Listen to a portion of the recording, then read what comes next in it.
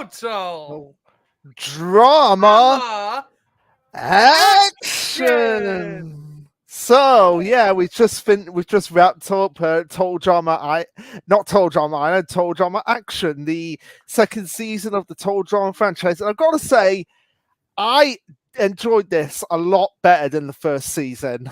Really? Yeah. Yeah, I think it was because partly because the cast had been shortened dramatically. Because how many were in season one? 22. 22, and here we had 16, wasn't it? It was 15. 15, yeah. So I feel like that's a more substantial number because it led to more like development throughout the cast. Particularly the standouts for this season, I would definitely say, are Lashana and Harold. Absolutely. Yeah. Whereas with the first season, it just felt like a lot of them were just put in to be shovelware. Whereas this season, they all got their chance to shine and do their own thing. If you get my meaning. Yeah, I can get your meaning. Yeah. I will say it does feel like this season really goes by at a snail's pace, especially like because I watched a decent bit of this season as a kid. So I was watching this stuff week to week to week and seeing like an abundance of like but I can imagine like the abundance of reward challenges really bogged down the pace a bit. Yeah, that's the only issue I have with this season. But I think like because you watched it week to week, it's kind of like whenever you're like reading like a manga series, and it's kind of like you feel like it's dragging, but when you read it as a binge, it feels like more naturally progressive. I feel like because we binged it, it didn't feel as snail's paced for me as it probably did for you when you watched it week to week. Yeah, I definitely agree with that sentiment. Yeah, but yeah, like I said, I did enjoy, and also as well because of the fact that I do like my movies, so seeing all the different genres in this was definitely a treat. Yeah, and not to mention like there would be like a bunch of references to like a lot of each genre's tropes, and yeah, or even just like the names of the titles. I mean, the titles of the episodes being like references to like popular movies in each genre, like. The prison movie was the Shawshank Redemption. Yeah, obviously a reference to Shawshank.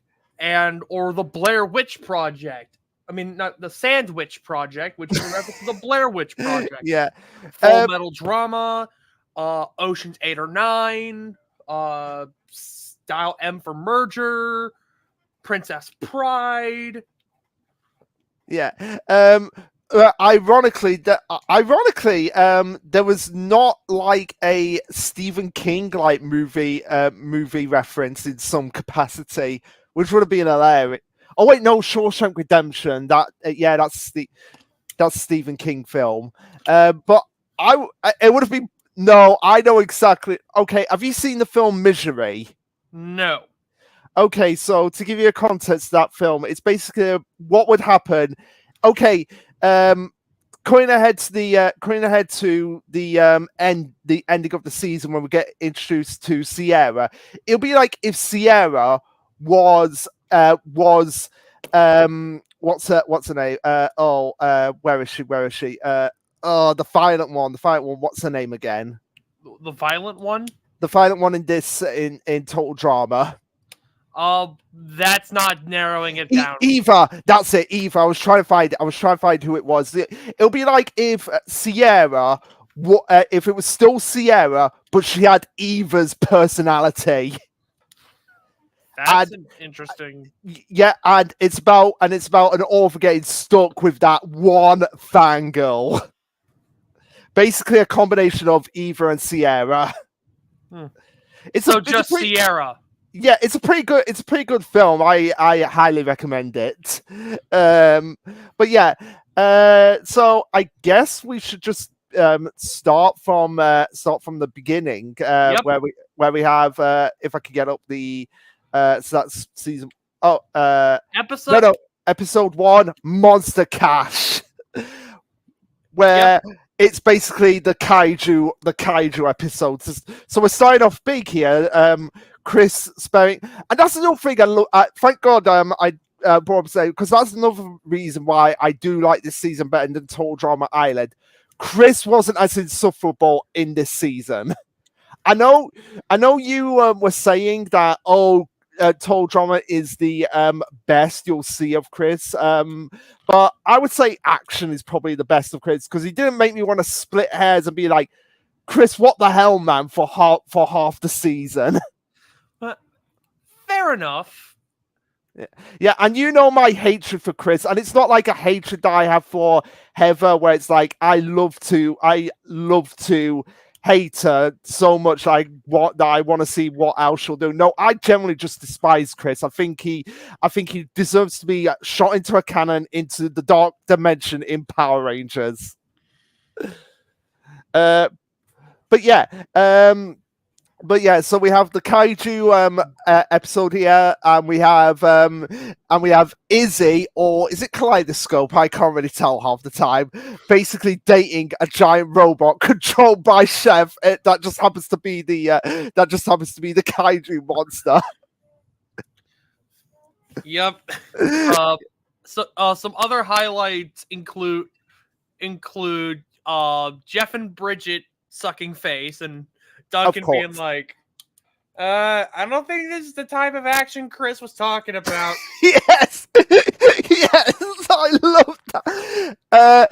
Even though there's been one note throughout the entire season, I just love the fact that no matter where they are, they'll just like find a way to just to just make face with each other.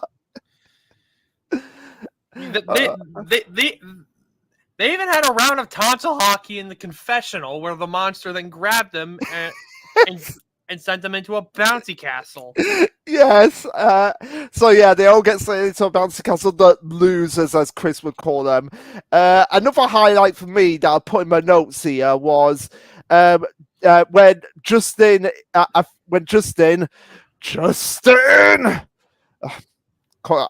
The Justin hate-o-meter will be controlled. It will be controlled because based on the ending of the season, Justin will not be in World Tour, thank God.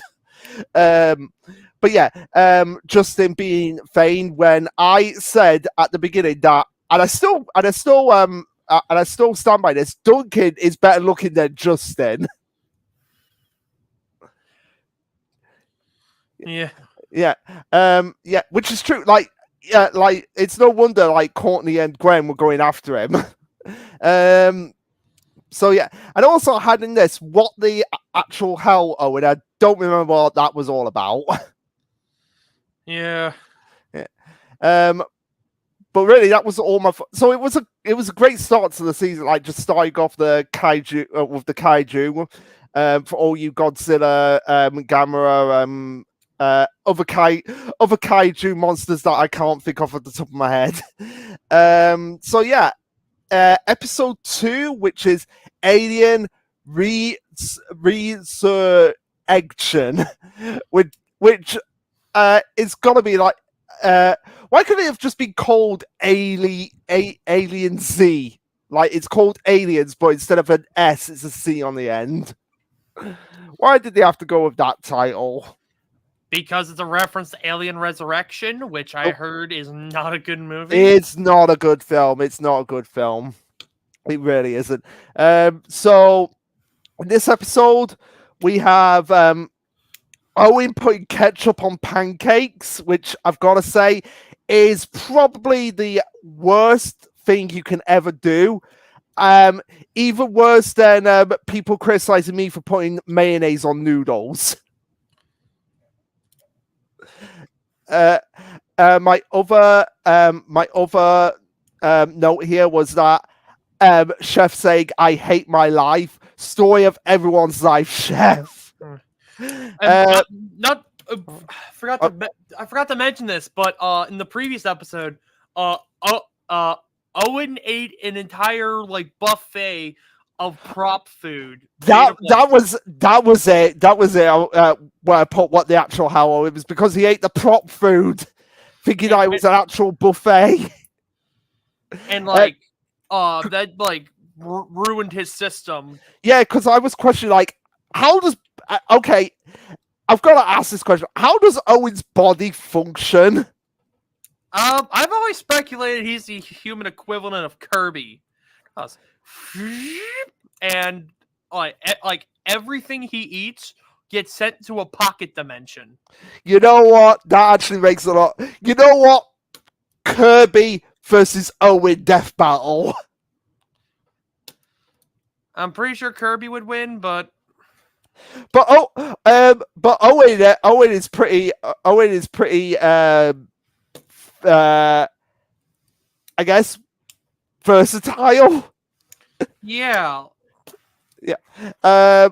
Now, okay, even though he went on to be my favorite character in the season, I've got to say this here. Where Harold pining for Lashana throughout most of the season, I put Harold, don't turn into Joel from Power Rangers Lightspeed Rescue. We don't want that. And he kind of did that, but at the same time, he had more things going for him as the season went on, which is why he ended up being my favorite character in this season. Yeah, I can concur with that. Like, I feel like Harold's relationship with Lashana is really wholesome. Again, we'll probably get into that more as this video goes on, but like, I'd say this is probably Harold's best season. Yeah, I can concur with that. I mean, I've not seen World Tour yet, so I don't know how well he does. I feel like from what I can understand from the franchise, there's that one character whose season like it's their best season. So for Total Drama Island, it was Gwen's best season, and for this one, it was Harold's best season. Mm-hmm. Yeah. Yeah. Also, how is Izzy that strong to flip Owen to flip over Owen? But then again, as the season goes on, see more of Izzy's psychotic side here to the point that she I don't know whether she develops split personalities or if she generally just like, no, I truly or I guess like, how would you describe like what happens to Izzy?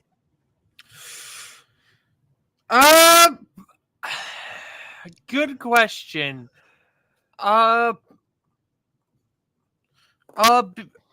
Because we see, honestly, because Kaleidoscope isn't like too far removed from Izzy, and from her talk in Total Drama to the Fourth Power Island, it seems that she was taking on Kaleidoscope as an alias rather than a split personality. That's fair. That's fair. So yeah, what were my other notes for this episode? Here we go. Here we go. The reason why, again, just his whole purpose in this whole season was just to stand, smile, and be Fane and be like, I don't want to do this because it will ruin my perfect image. And you know what? I've got the perfect nickname for that. Richie from season 2 of Mighty Morphin. That is basically what Justin was in this whole season. Just stand, smile, look pretty, and do nothing else. I mean, to be fair, Justin's a model. That's literally his job. Yeah, but even models do have to have something else of it. I feel like models do you're pretty, you're fabulous, but what else can you do? Fair enough. Yeah, and Bridget and Jeff being useless because of course they are. And also in this we get another round of Izzy versus Chef. Which how many more times do they go up against each other? I believe they go up against each other one more time in we'll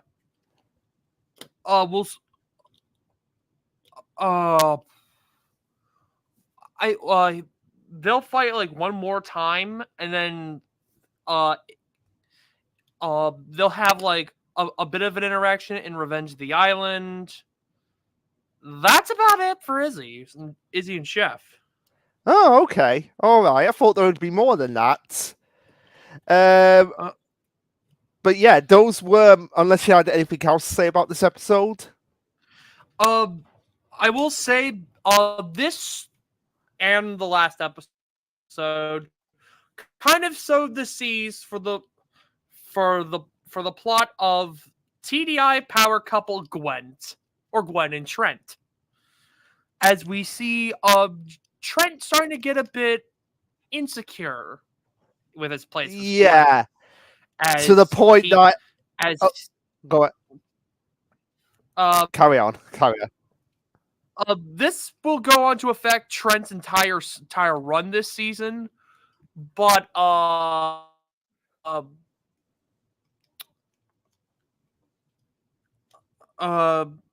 but we see from this that he doesn't have a high opinion of Duncan. He thinks he's a fake tough guy. Which he kind of is Duncan at times. Yeah, but like,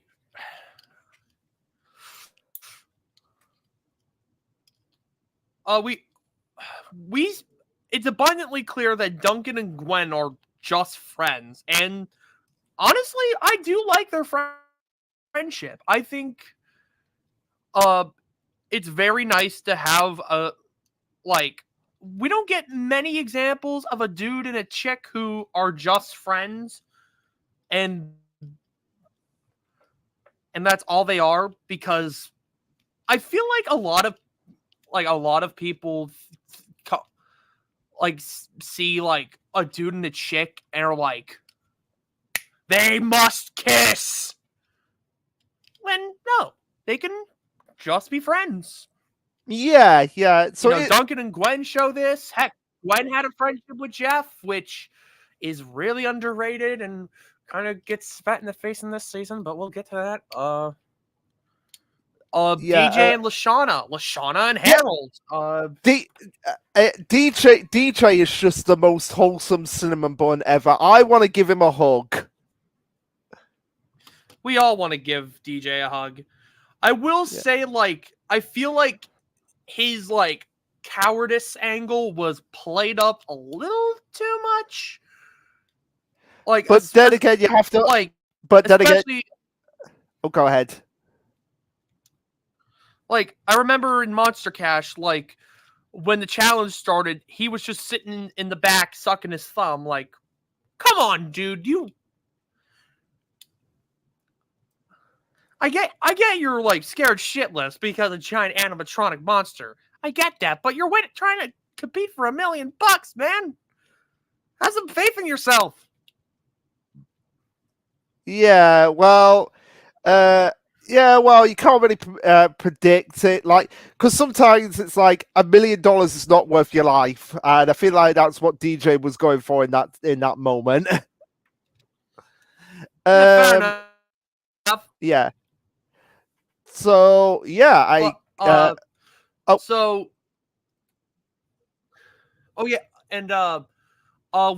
the end of the challenge, because the whole challenge was about procuring alien eggs while Chef was chasing down the contestants, Gwen and Trent end up winning the challenge and are now going to be put on opposing teams. Oh god, yeah, the insufferable. I am gonna forfeit the challenges because this I would say is dude, you're playing for £1 million. Just go at $1 million. Just go all out here. Don't be I'm gonna be loyal to you, so I'm gonna fill the track. No, win. And this is why Gwen did nothing wrong. Okay, we're getting a little ahead of ourselves. We'll get to that. We'll get to But that. anyways, We will get to that. in this episode, Bridget and Jeff get eliminated. We all know why. Yeah, because you know what? It was probably for the best with them too. Yeah, but it's not the last we're going to see of them. Oh, Again, no. We'll get to that. We'll get to that. So anyway, we have Riot on 3. set. Yeah, this is less. Go ahead. Yeah, which is more about setting up the actual season rather than anything else. Yeah, like being able to set up a movie set, less so being in a movie. Which, hey, production does play a massive part in making a movie. I mean, heck, that's the theme behind the teams this season. The teams this season are the screaming. I was gonna say, because a lot of people tend to forget that, like when they're like, oh, why is this movie taking so long to come out? It's like you do realize that there's more to just being like action, roll the camera. Yeah, it's not just like grab the camera, grab the light, get a green screen, put Joe Schmo and Leslie Schmesley on front of them, have them talk and roll credits, collect the paycheck. And even then, you'll see you're like I'm just gonna use like one just franchise off the top of my head. So if you look at, say, like the Lord of the Rings franchise, like the Lord of the Rings trilogy, like they were all there for 2 years when they were filming that. But if you look at like the actual screen time of the characters, it's not a lot. Like Gimli the dwarf is only on screen throughout the whole trilogy for like 30 minutes in total, and people are there like, how come he gets so little screen time? I'm like, and why was he there for 2 years if he gets only 30 minutes? And it's like, you gotta take into account like all the other things around it, and the fact that they probably only spent like 2 minute scene on an entire week at some points, probably. It's kind of the same thing here. It's like you got to take into account all the technical aspects that go up to actually just getting a shot in position to actually shoot it. Yeah, which is where the theming of the teams come in, with the screaming gaffers consisting of Gwen, Duncan, Lashana, DJ, Heather, and Harold, and the Killer Grips, made of Trent, Lindsay, Justin, Beth, Owen, and Kaleidoscope. Which, if you really think about it, shouldn't have the teams swapped names, because if you've got Heather and Duncan on a team, they should be the Killer Grips. Don't ask me. Yeah, Chris or the writers. I am not taking anything up with Chris. I would rather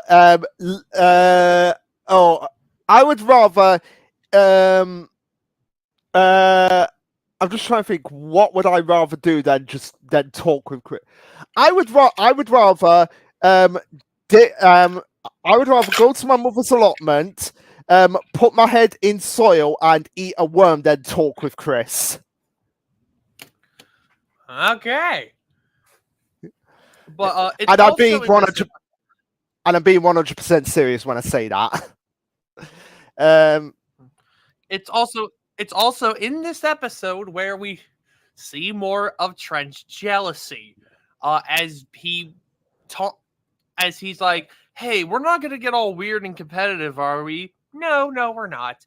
Trent then continues to be weird and competitive, calling Gwen and Duncan punk wannabes.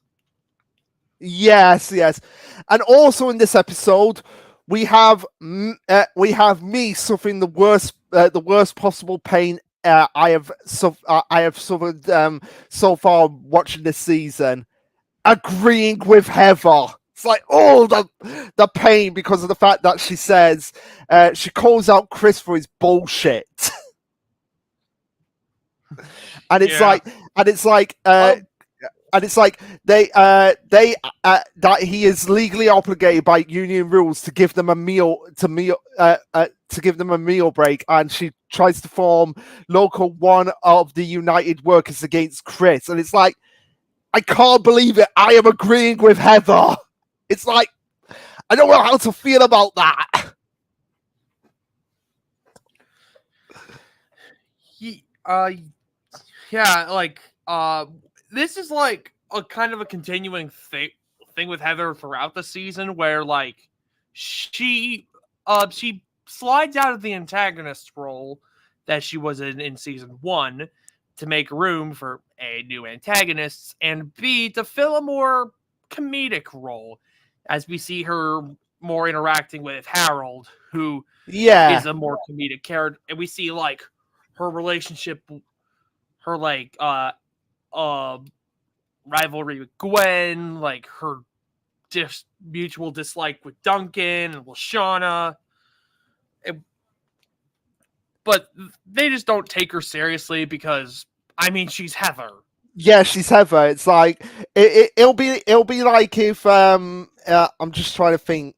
It'll be like if the Shinigami in Bleach were like, "Hey, Aizen, welcome back," and Aizen was just there like, "Yeah, I'm totally on your side again." It's like, no, you shouldn't trust him with a heartbeat. It's like with Heather, like, don't trust Heather.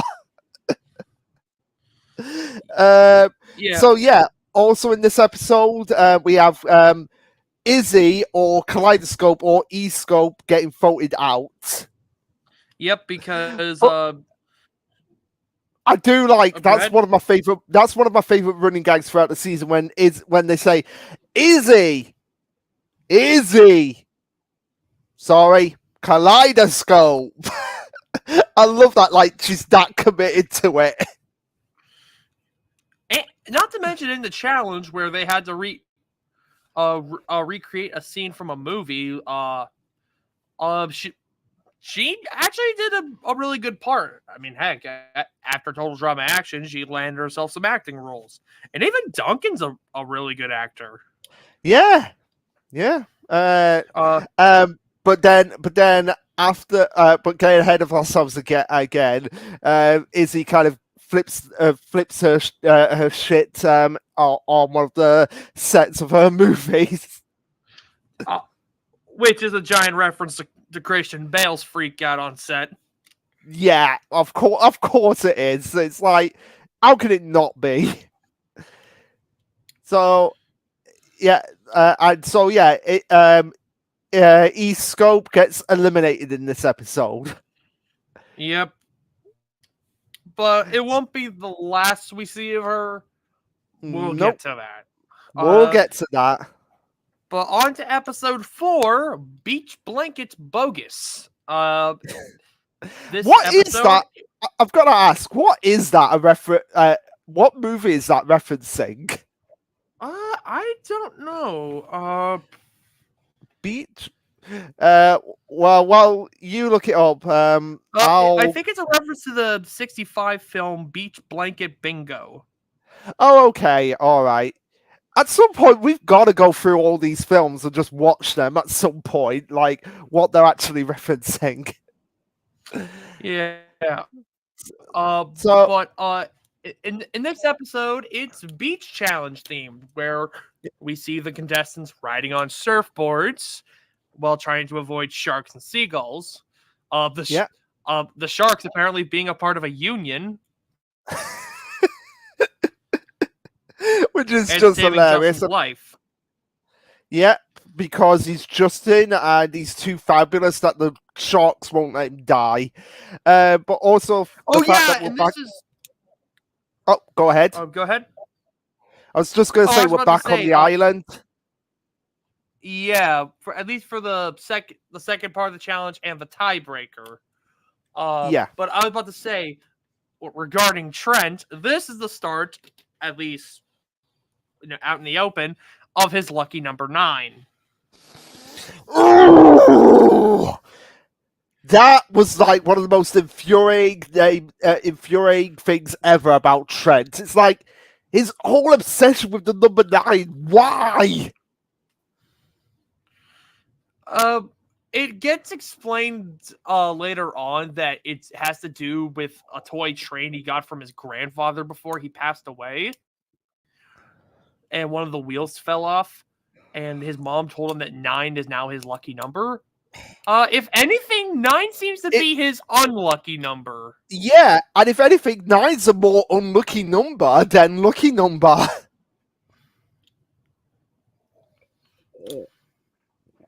But yeah, so also in this episode, we have Heather getting pepper sprayed in the eye. Justice. I like to see stuff like that for Heather because of all the crap she pulled in Total Drama Island. We also see uh a DJ getting his swimsuit bitten off. Oh crud, that's another thing we forgot to mention. DJ and Chef formed an illegal alliance. Oh yeah, yeah. Help DJ win, but split the money with him 50-50. Mm-hmm. And the alliance involved DJ basically becoming a contestant on Chef's version of Hell's Kitchen. which ironically would ended up working for the team's favor because DJ, as it turns out, is a pretty damn good cook. Oh, absolutely. And honestly, Hell's Kitchen with Chef doesn't sound like a bad idea. Get on it, Fresh TV. Yeah. So, Chef as the host, obviously, and then just have DJ there as the sous chef. I've got it. He's a nice sous chef, but Chef constantly keeps being like, "No, you gotta be mean to these people. You gotta be vicious." But the Gaffers win the first part of the challenge, and as we go back to Camp Wawanakwa for the second part, building a sandcastle. Or a prop sandcastle. Which, of course, has to be nice for Trent. So he has like 9 moats, 9 towers, 9 bridges. 9 jam rooms. Yeah. Which ends up failing in the end because the Killer Grips made the Taj Mahal basically. No, the Gaffers made the Taj Mahal. Oh, the Gaffers made the Taj Mahal. But Beth comes up with the idea of ripping up a bunch of magazines to make a paper mache castle called the Casa Gwen. The Casa Gwen. I hate it. I hate it. It's also where Duncan hypothesizes that the whole number 9 thing has to do with Gwen. We later find out that it doesn't, but we'll get to that. Well, I already explained why the number 9 thing, but I'll get more into Trend when we get to the first Aftermath, because it's a very odd thing regarding Trent this season. Mm-hmm. But now we come to a tiebreaker, which is a dance-off with Lashana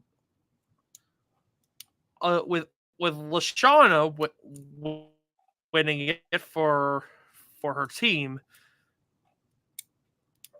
But this was a reward challenge, so thankfully no one gets voted off. Yeah. So yeah, I feel like this is the only episode where the reward challenge kind of makes sense. Yeah, but like, it's obvious that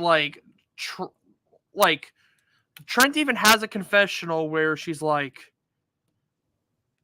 if Gwen wants to win, why is it unethical for me to help her? I'm Trent first in a killer grip second. Mm-hmm. Which leads in... Oh, go ahead. Which leads me, which is like, then why the hell are you here?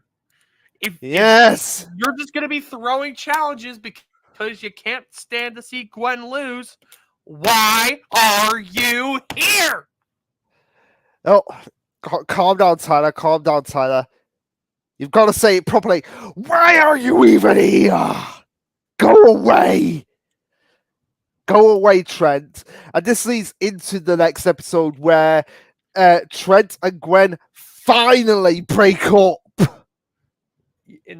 Yep, and in this episode, it's a Wild West challenge with a where the first part of the challenge is about saddling up on a horse or donkey. I Yeah. can't really tell what. I think it's meant. I think because it's a Wild West, it's meant to be a horse, but I think has the elements of that of the rodeo, so it'll be like a bull as well. Yeah. Some highlights here are Trent's getting hit in the nuts, Harold making a smooth landing, and a nice landing for Duncan as well. Yes, We see and we see we see Owen who misses the horse because it runs away, but Owen getting on the horse regardless. What were we gonna say? And I was just going to say this episode also further highlights the friendship between Lindsay and Beth when they do the challenge together. Mm-hmm. Yeah. And promising that if one of them dies, they could have the other's item. Mm-hmm. Yeah. But also in this episode, we Justin and everyone finds out that Gwen, that Trent's been purposely throwing the challenges for her, and forces her to work against Trent. Yeah. So Beth was kind of in a losing situation, regardless. If she didn't play it straight, people were gonna hate her. If she broke up with Trent, people were going to hate her. Mm-hmm. Yeah. Which, again, Gwen did nothing wrong. She was manipulated the entire time.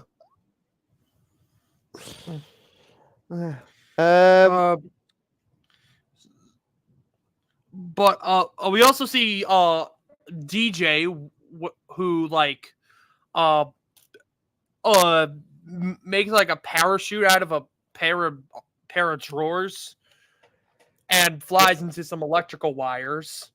And Heather Lashana gets stuck on one of those. I think it's like a weather bane. Yeah, it's a weather windmill thing. Yeah, but I'm just gonna give a highlight as well to DJ's voice actor, who's also Chef Hatchett's voice actor, of just how versatile his voice can be. And not to mention, I believe he also plays DJ's mom. Oh my god, that is hilarious. Yeah.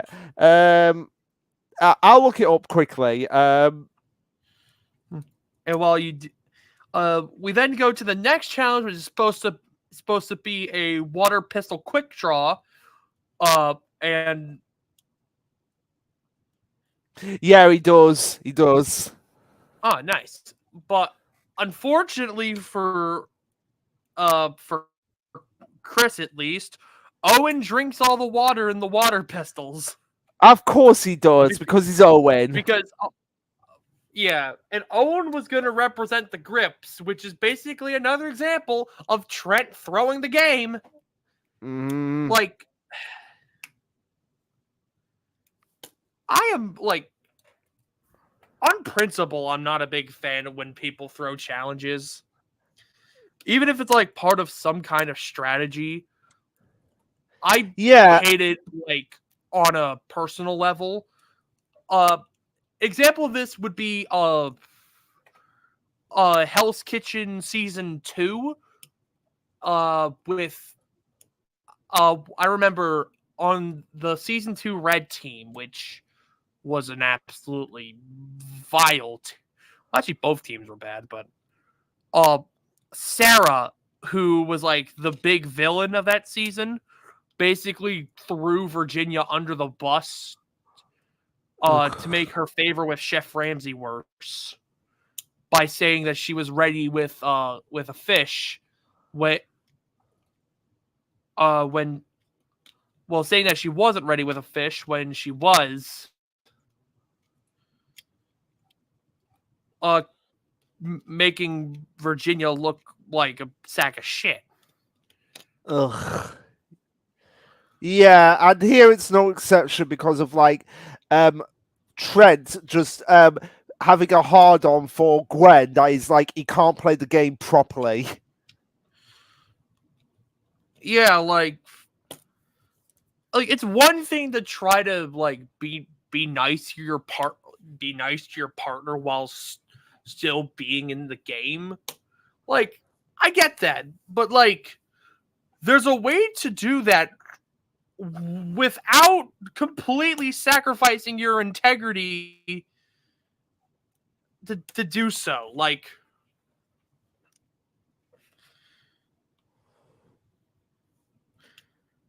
And Like what? Oh, we've had examples of like couples like well, this is later on, but we've had examples of like couples being able to survive in the game. yeah. Like, But like well, obviously they're not in the game anymore. But like in season 1 with Jeff and Bridget. exactly. Yeah. Not even just like even on like even when competing against each other, like we've had examples like that, like in the Redonkulous Race and the reboot, like relationships can be fostered in a competition and they can be maintained. However, Trent is not doing a good job of that. And No, he really isn't. I've heard some rumors about this whole Gwen and Trent thing, that it was more of an executive decision to break up Gwen and Trent. However, I'm not so sure on the deets of that. Okay, so I No. could be completely wrong. Well, actually, you know what? Tyler, it wouldn't have been an executive's decision to break them up because I hated the fact that they were in this position. So it was a good thing that they broke up. And you know what executives would like to do? They'd be like, "No, we've got to make the audience suffer as much as possible." Yeah. But we see in the final challenge the last straw for Gwen, where she tries to give herself up to Trent, and Trent doesn't even try. The No. gaffers end up winning, setting the grips to the Gilded Chris ceremony. And Gwen and Trent break up. Justin overhears what happens. Justin lets out Gwen to the grips. Gwen tells the grips to vote Trent off. And that'll come back to play in episode 7. And Trent gets the good old heave-ho into the lame-o scene. Yep. Which leads us into a new tradition for the Total Drama series, the Total Drama Aftermath. Aftermath, yes. I can understand why these portions were. You said that these portions were kind of your favorite of the season. Some aspects of them, but I can see why. Yeah, because not only do I think that there is a lot of potential for this style of format, I also do believe that there are they could serve as a way to tie up loose ends. We see this more so with Aftermath 3, but as for Aftermath 1, Trent's Descent, doesn't really do much of anything aside from be like following up on Trent after he loses his shit, which actually, which he acknowledges he fucking went ballistic. Which, oh shit, I forgot to mention something. What? It's also in this season. We actually get to see what we see a bit of an extra confessional after contestants leave. We see them. There's actually footage of eliminated contestants in the limousine as they're being whisked away to, I guess, the Aftermath studio. I guess so. But yeah. For the Aftermath, Jeff and Bridget are the hosts, which kind of wonder how they got that gig. They were probably like, hey, we want to still be a part of this season, but the producer's like, you've been voted off. It's like, well, can we please just do something? Probably, most likely. And this is where Jeff and Bridget spend most of their screen time hosting the Aftermath special. And this is where, yes, this is where we have to see the horror that is Katie and Sadie. We also see other contestants from season 1, such as Cody, Noah, Ezekiel, Eva, Courtney, and Tyler. Wait. We see who was that? Who was that with that begins with E? I don't know. Is it Emily? It's the guy who goes yo yo yo. It's like, I can't really remember his name. I think you mentioned it, but I can't remember that guy. Ezekiel? Oh, him. Yeah. I mean, who likes Ezekiel?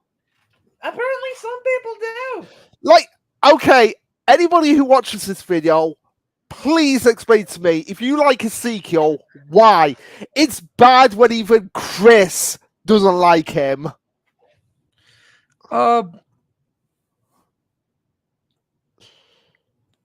So the basic format of the Aftermath is basically Jeff and Bridget going over highlights from a batch of episodes. We see segments like That's Gotta Leave a Mark, which is basically, for those of you who live in America, America's funniest videos. Yeah. It's just oh, go ahead. Where it's just the contestants getting the snot beat out of them. Yeah. Or if you live in the UK, it's You've Been Framed, which is much more tamer. And if you send in the clip, you get 250 quid, which surprisingly it's not around anymore, which is a shame.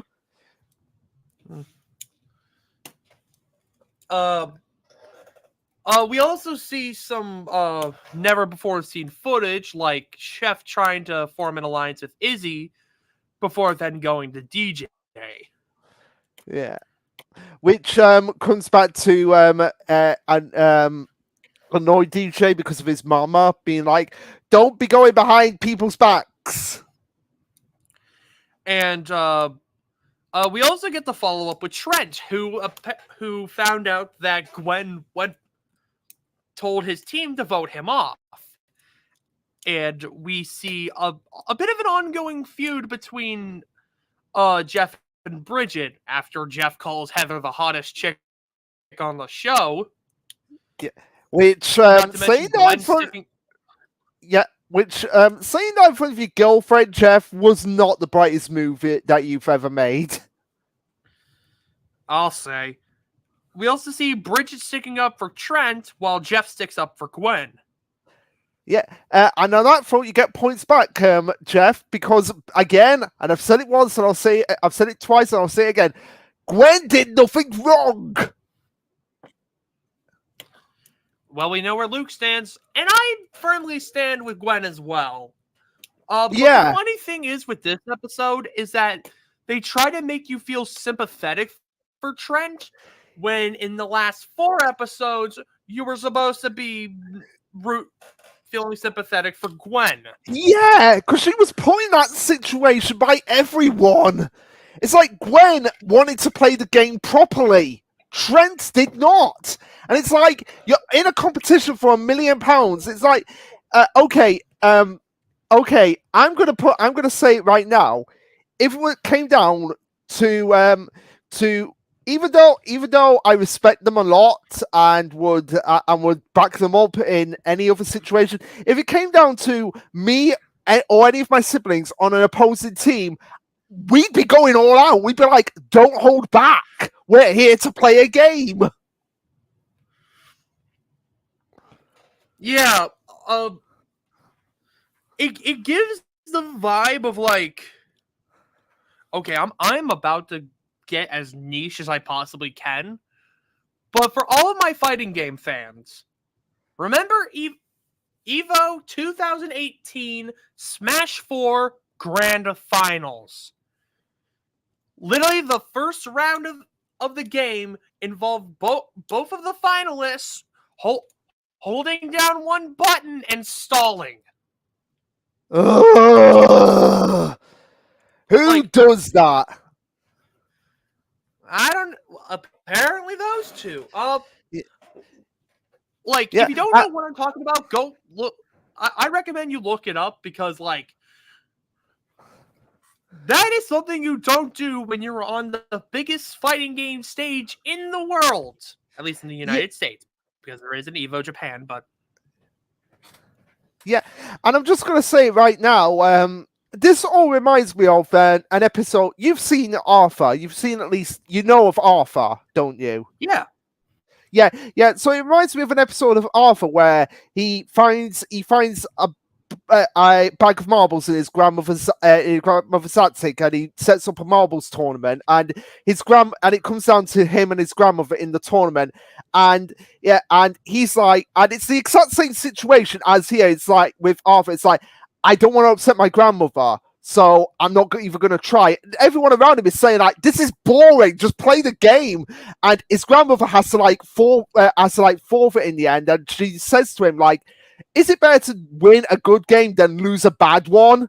And that's the best lesson you can have for a situation like this. Trent should have been like, I would rather win a bad game than I would rather win a good game than lose a bad one. Oh no, then win a bad one. Yeah, it was kind of like, what's more important? What's better, winning a good game or winning a bad game? And and this is what Trent should have realized. It's like, oh yeah, I was kind of being a bit of a dick then. I really should have just gone all out. Yeah, and like Trent does realize that, as we see in his post-elimination confessional, where he's like, yeah, I went a little crazy, and I suppose my team is better off without me. Yeah. He recognizes his mistakes, which, hey, good on him. Too little, too late, mate. Yeah, not to mention he kind of goes back on this in the finale, but then goes back to being chill, but like... Yeah. Like, it feels like the writers didn't know how to write Trent this season, and like wanted to make him a bit more interesting, which, hey, I respect that, but it came at the cost of the consistency. Yeah. With that, we move on to the Chef Shank redemption. Which, my note for this episode that I wanna just highlight it. Well, obviously I have shut up Heather. I have Justin shut it, but also I have the disgusting challenge of this episode is like, I'm having Gwen drinking out of the toilet flashbacks with this episode. Yeah, like that that thing, I still stand by it. Like what Gwen had to do in season 1 of Drinking Out, that was probably the most disgusting thing I've seen, even in both seasons. That was like, oh, it's just like it nearly made me want to throw up. So many of the characters doing this season. But Fair also as enough. well, yeah. But also as well, we get I believe Izzy comes back in this episode and is no longer Kaleidoscope.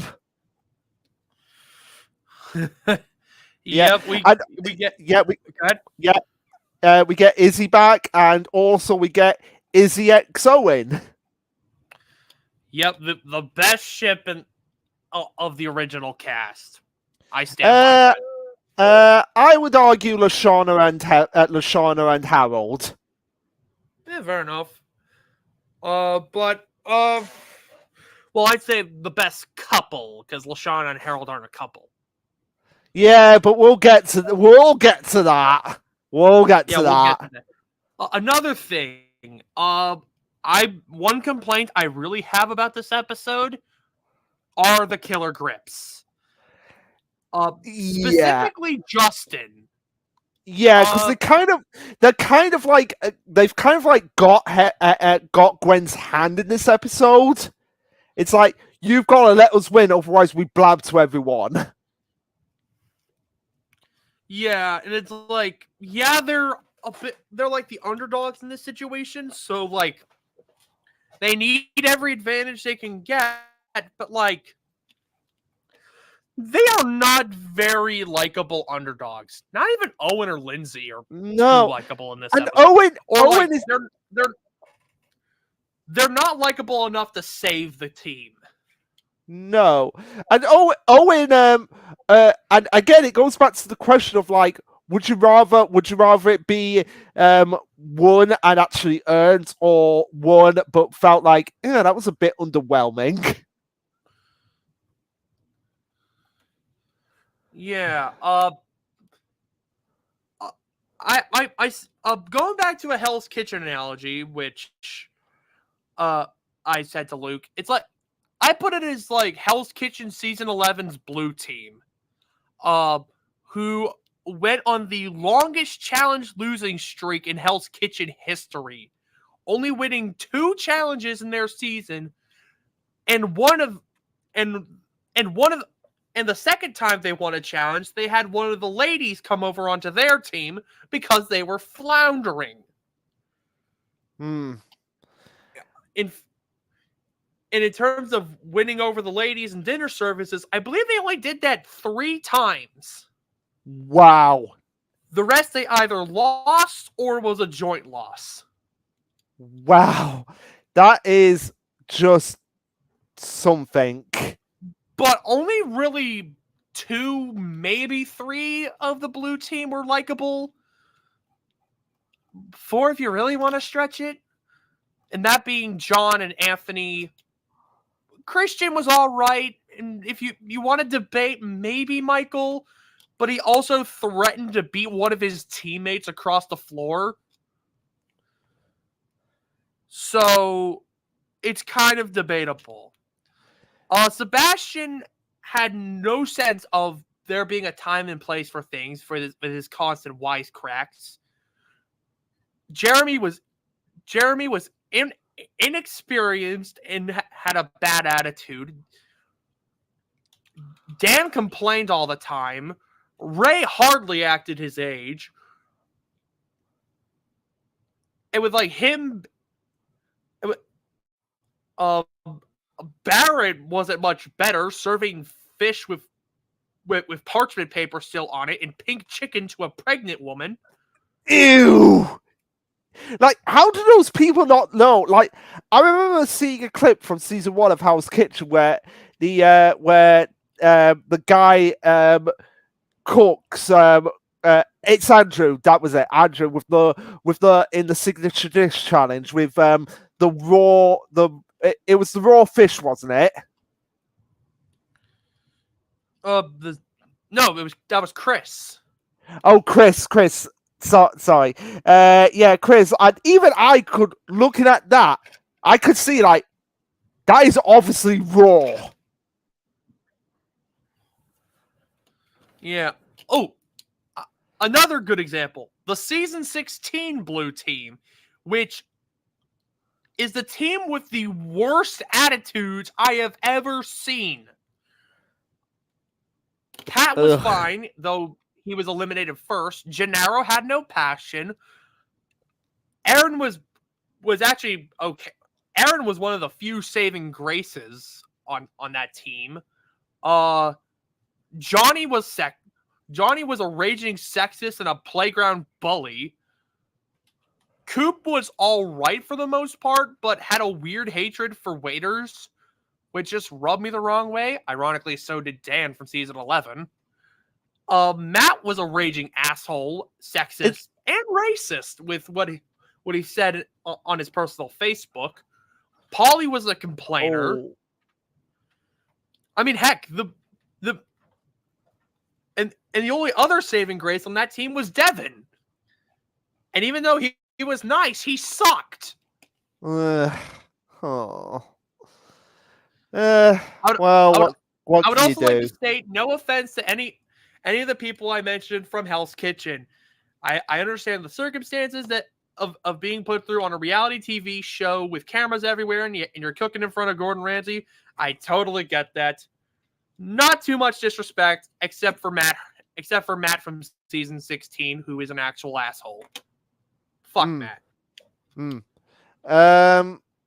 So yeah. But anyways, we're getting a little sidetracked here. Yeah, we're getting a little sidetracked here, but it was important because also as well in this episode, it comes at the expense of losing Gwen this early on before we get into the double-digit episodes.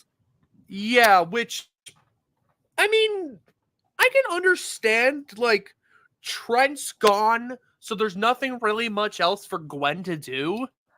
Yeah, but I guess she could have done something else. They could have found a way to keep her around, do something else. Maybe done like an episode where she redeems herself in the eyes of both teams. Yeah, but that could have been like a running theme throughout the rest of her run. I would have said.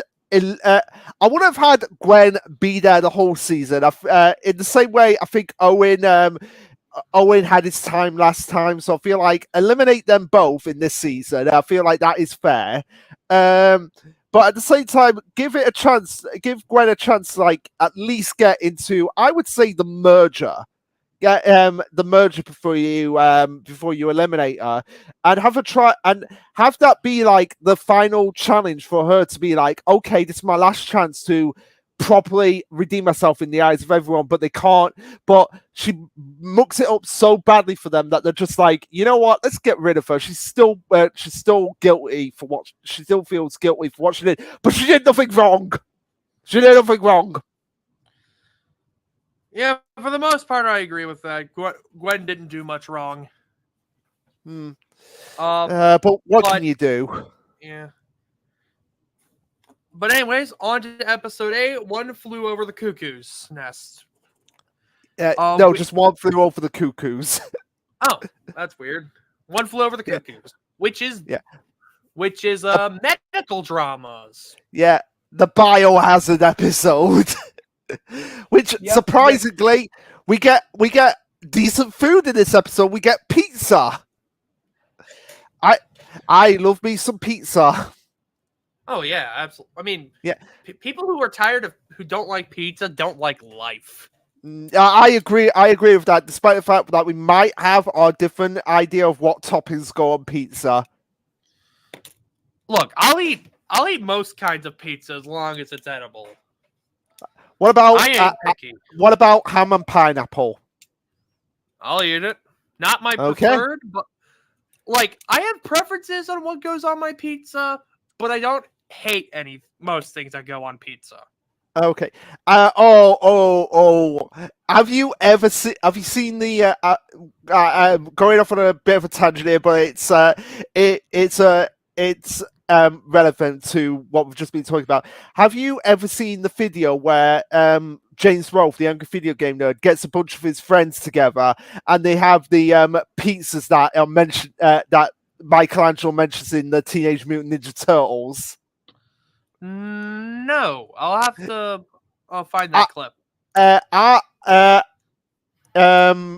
If we've got time, I think we'll have time. Like afterwards, I can get it up and we can watch it before I head off for the night after this video. But yeah, So and everyone is just like, okay, this is they're very suspicious at this point, because of like it's early on in the season and they're getting good food.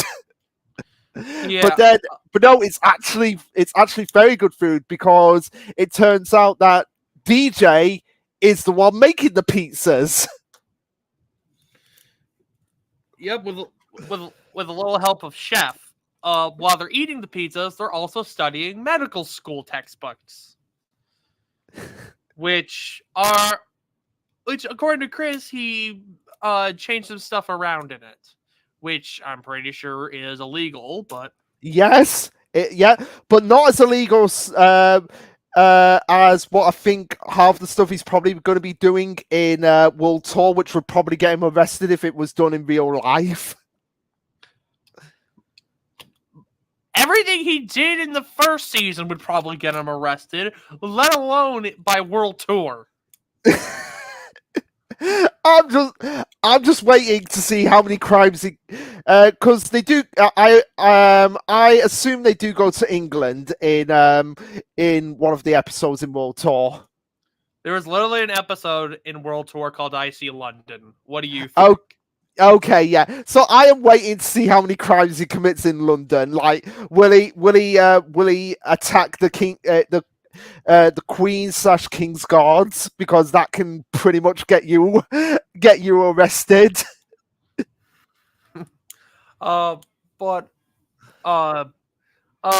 We see from the constant study, we also see their knowledge being put to the test as they try to assemble a cadaver, and then strike it with lightning for some reason. I thought we already did the monster movies. Yeah, well, it's a different kind of monster movie, because that was kaiju. This is Frankenstein. Fair enough. Or Franken Chris. Yeah. So what were my notes for this episode? I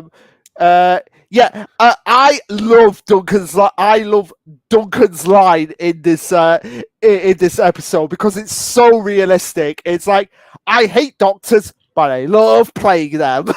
That is gonna be like the most realistic line from Duncan in the entire franchise so far. Because it's true. It's like you'd hate to be accused of being a murderer in real life, but they're so much fun to play. Yep. And also we find out here. Oh, go ahead. Yeah, I was just gonna say, in this episode we also find out that Lashana is lactose intolerant because she can't eat dairy, because she can't eat or drink dairy products. We also find out Harold's full name of Harold Norbert Cheever Doris McGrady V. I just love the fact that the entire line from Harold's male side of the family has Doris as a middle name. It's like, I'm just thinking now but mind you, that could have skipped a few generations. So I'm wondering if his great grandmother was like, no, I want the Doris name to remain alive somehow. Maybe. But yeah, electric eels. What the hell, Chris? That's my first what the hell for Chris. 8 episodes in, so that's a record of me being not mad at Chris. I don't know if that's a good sign or a bad sign. Yeah, and also probably a good sign considering. And also Chris making them all believe that they're all contaminated. Yeah, he makes them all think that they're like, they're all infected with a contagious disease, where they to the point where they quarantine Owen and DJ in bubbles. Uh, Justin's lips burn. Beth experiences hot flashes. Heather starts vomiting. Lindsay uh uh drops some brown tactical nukes in the porta john, and Harold goes blind. Yeah. So I'm like, Chris, you were doing so well, and then you had to do this. Yeah, but it turns out it's all fake. It's textbook medical school syndrome, where you learn of all these diseases and you see these symptoms on yourself. So they think you, so you think you got everything. Yeah, and it turns out that the oh, go ahead. Yeah, I was going to say, it turns out that the reason why they're all experiencing this is because of Chef messing with the pizzas, and Lashana was, because of the fact that she's lactose intolerant, she didn't eat the pizzas. So she was the only one who knew what was actually going on. Yep. We also see that the sores that appeared on Owen and DJ were just slices of pepperoni. Not to mention that the pizza was laced with itching powder and laxatives. Yep. Which I've got to say, like, what? Well, I get the point of them, but like, why would you even want people to drink laxatives? Because they typically often help with people who have trouble with their bowel movements. Yeah, that's fair, but at the same time, if you accidentally eat that stuff, it's like, oh, be prepared. Be prepared to feel like Owen. Yeah. And really, that's all I had for this episode. We do see in with the Gaffers winning, Lashana gets to spend an entire spa day with her favorite cousin, La Shaniqua. Great name, by the way. Which I think that's like one of the beta designs for Lashana as well. Yeah, I could kind of see that. But yeah, and this is where we also find out that Lashana, that Lashana was actually faking crying to get into the limousine because she wanted to get away from everything. Which, fair enough, I probably would have done the same thing. Just any way to get away from Chris and total drama, which I don't get. Like, I get they all want the $1 million, but I get, why would you guys put up with this for 3 seasons? Which I've got to say, I've heard. I don't know about you, but I've heard people complaining about when the cast changed out for Revenge of the Island. But like I said last time, if I had to put up for 3 seasons of Chris's crap, I'd be like, I'm done with this. Yeah. Though for some of the contestants that come back in All Stars, for some of them it's 4. Ugh. Why? Why would you guys pull with this? I don't know. Yeah. So yeah, and next episode we have probably the most shocking episode for me in the entire series. This was literally one of my only 3 notes for this episode. Does not compute. Lindsay being not stupid and saying something logical with Beth does not compute, Tyler. It does not compute. For context, this episode has horror themed challenges where And the first challenge is one of the contestants has to dress up like a serial killer, uh, and act like and has to scare the other members of their team. And Lindsay elects Beth to do so because she literally cannot scream after a, a botched tonsil surgery. Yeah, and I'm just there like Lindsay being smart and literally taking charge. Yeah, honestly, if you ask me, this is Lindsay's best season. Yeah, Mainly I because just it really feels like she comes into her own. yeah, I don't know how to feel about that. Like Lindsay being smart is like it's like my brain has probably just been like now obviously I'm playing this up, but at the same time I'm just shocked by it. But also as well we find out DJ's full name in this episode, Devon Joseph. And I'm just there like I'm there like, oh, that's what it meant. Oh, okay. We also see in this episode DJ's illegal lines with Chef really weighing on his conscience, particularly in the visions that or hallucinations he has of his mother, who tell him that she is very disappointed in him.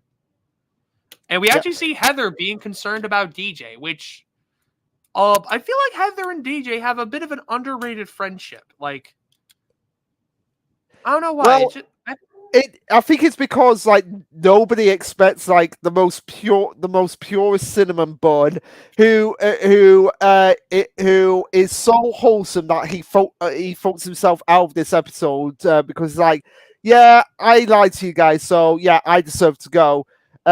With the being paired up with like the most backstabby of people.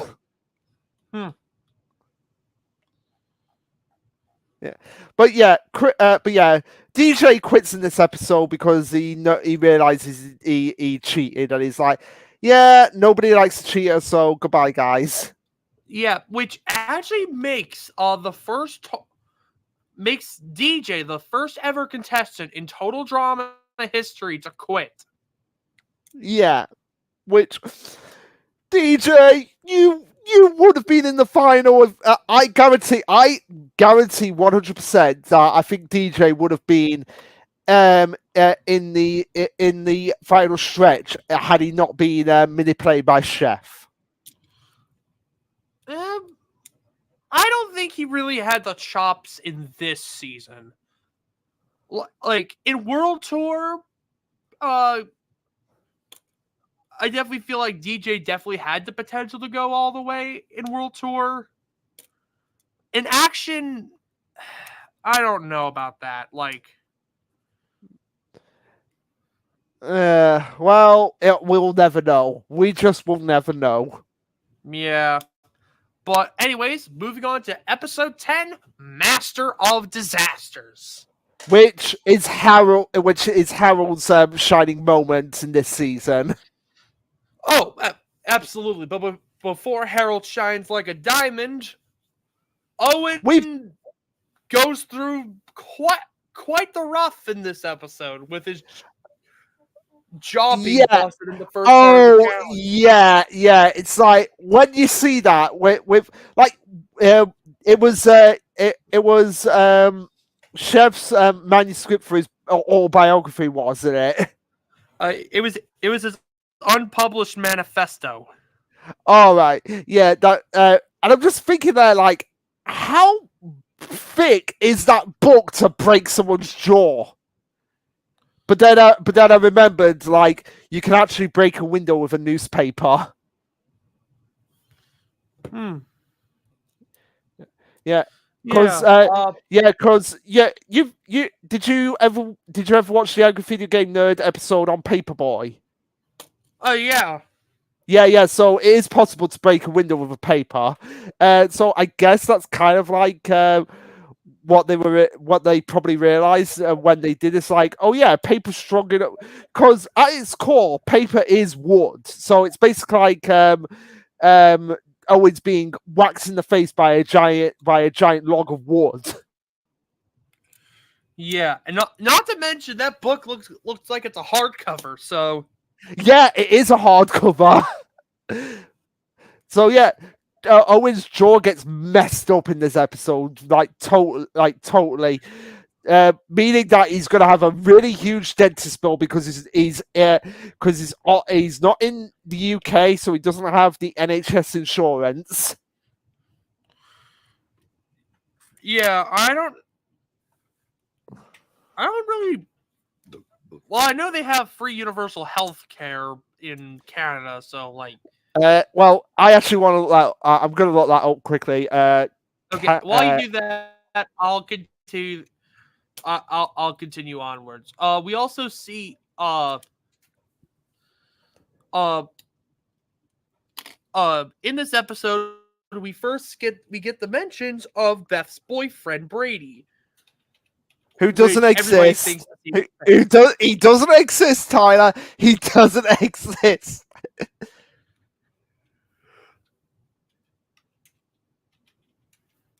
He does, but for some reason she's perfectly fine with flirting with Justin. I mean, Beth is perfectly fine with flirting with Justin. I don't know if they have a polyamorous relationship or not, but okay. So they do have an NHS Canada.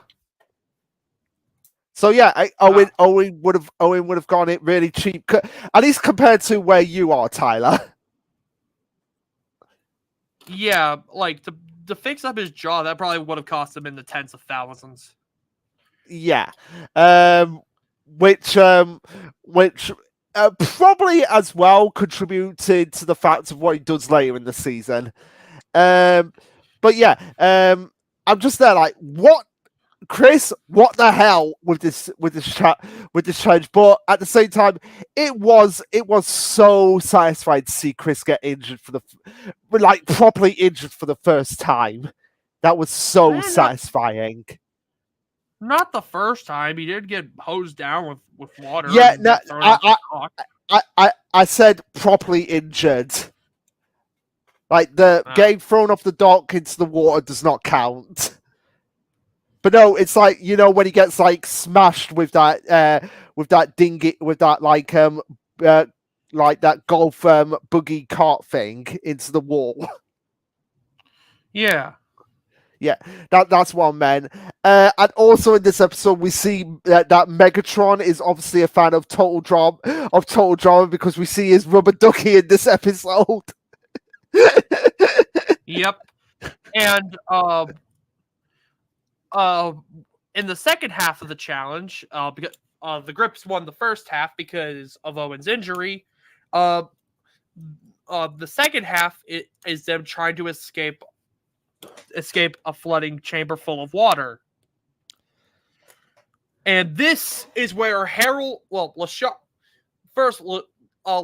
deception shines as they find out that LaShawna fake cried to go on the reward with La Shaniqua.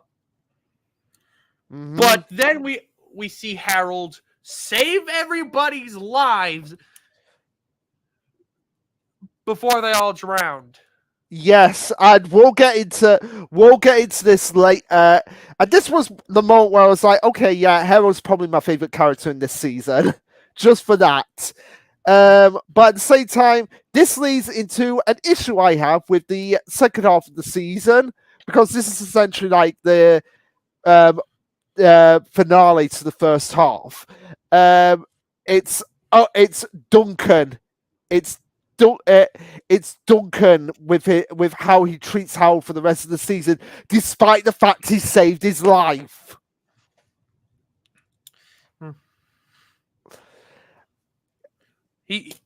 Yeah, that is a bit of a problem I have with Duncan this season as well.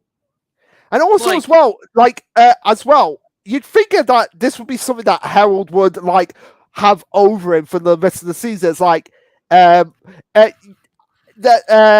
it would have been pretty funny if Harold went and looked at like the contracts and be like, "Oh, I found a clause here, Duncan. If I save your life, you have to be nice to me until I am eliminated." That would have been hilarious to see, and Duncan just being like, "I've got to get rid of Harold quickly. I've got to get rid of Harold quickly," and then Harold's just there being like, "Duncan, can you get me a glass of water?" That would have been hilarious to see. It would have been, but I feel like it would have compromises the bond they actually formed later on in crouching Courtney hidden Owen. Yeah, fair enough. But at the same time, Duncan, I'm just like, you really should have treated Harold better. And yeah, I agree, but I think it speaks to Harold's maturity that he didn't lord it over Duncan's head for the rest of the competition. Fair enough. Because, like, it's one thing to, like, do something nice. It's another thing to do something nice and expect nothing and not to expect anything in return. You know, and that's Harold right now. So I think Harold's kind of taking the high ground here. Yeah, fair enough. Anything, it would look worse on Duncan, even though, like, Duncan still continues to make fun of Harold, and in some cases, Heather and Lashana laugh at him. But anyways, non-elimination, and Owen's jaw is wired shut, so now he can only eat food through a straw. Yeah. Which, poor guy. But in moving on to the next episode, Full Metal Drama. Which I'm surprised. I'm surprised they didn't make the obvious reference with Lindsay by having a go up to Owen and be like, "How tall are you? 5'5", 5'5". I don't know Owen's height, but I'm just using it. I'm just using that for the line. 5'5". I didn't know the stat crap that high. Yeah, they missed like such an obvious joke there. Yeah, as you couldn't tell by the joke Luke made, this episode is themed around war movies. In the first challenge, we see Duncan and Izzy arranging explosives into a creative controlled explosion. We see Harold show off the Numyo, which, gotta admit, kind of stupid, but also kind of awesome too. It's stupid, but I love it. And also we see Lindsay. Sorry, Admiral Lindsay, her hotness, basically taking charge when she's like, which again, I'm like, I don't know how I feel about this. With Lindsay's character, it just seems like this part of Lindsay just comes out of nowhere. Fair enough, but like, she has stated that like, that she feels that people underestimate her, and she's trying to try to be more proactive. Yeah. Fair enough. But I'm also on the wiki page, and apparently in certain countries the episode is titled "Saving Private Lindsay." Yeah. We also see Justin's charm over his teammates start to wane as the shtick is now getting old. Yes, finally, everyone's seeing through through Justin's vanity. We also see the seeds of Duncan and Harold's relationships truly start to be sown here.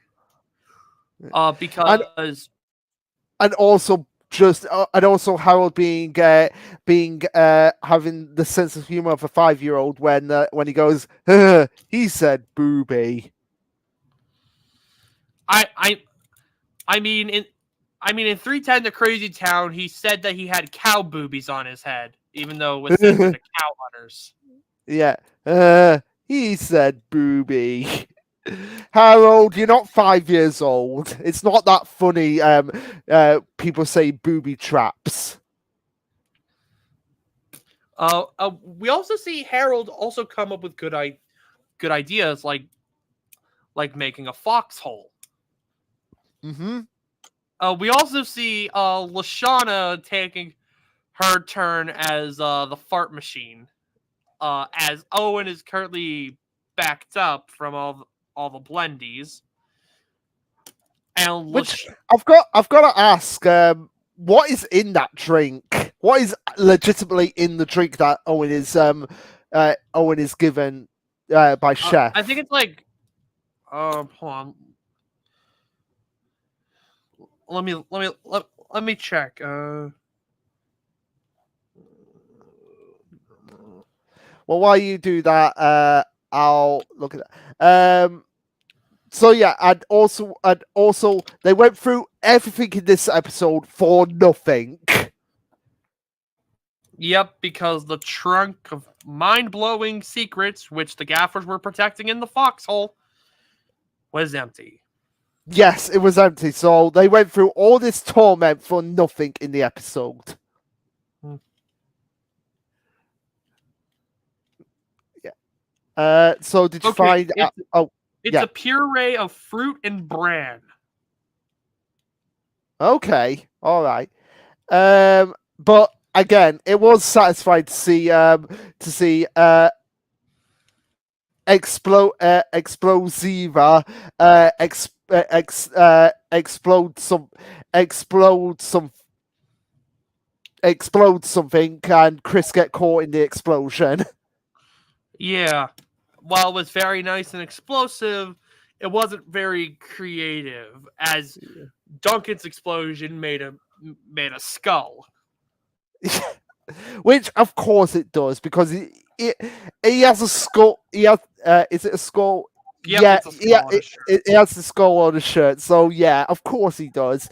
But this whole episode leads to Explosiva is a kaleidoscope leaving for the second time, and this time for good, which leads us into the second aftermath special, Forgive and for Gwen.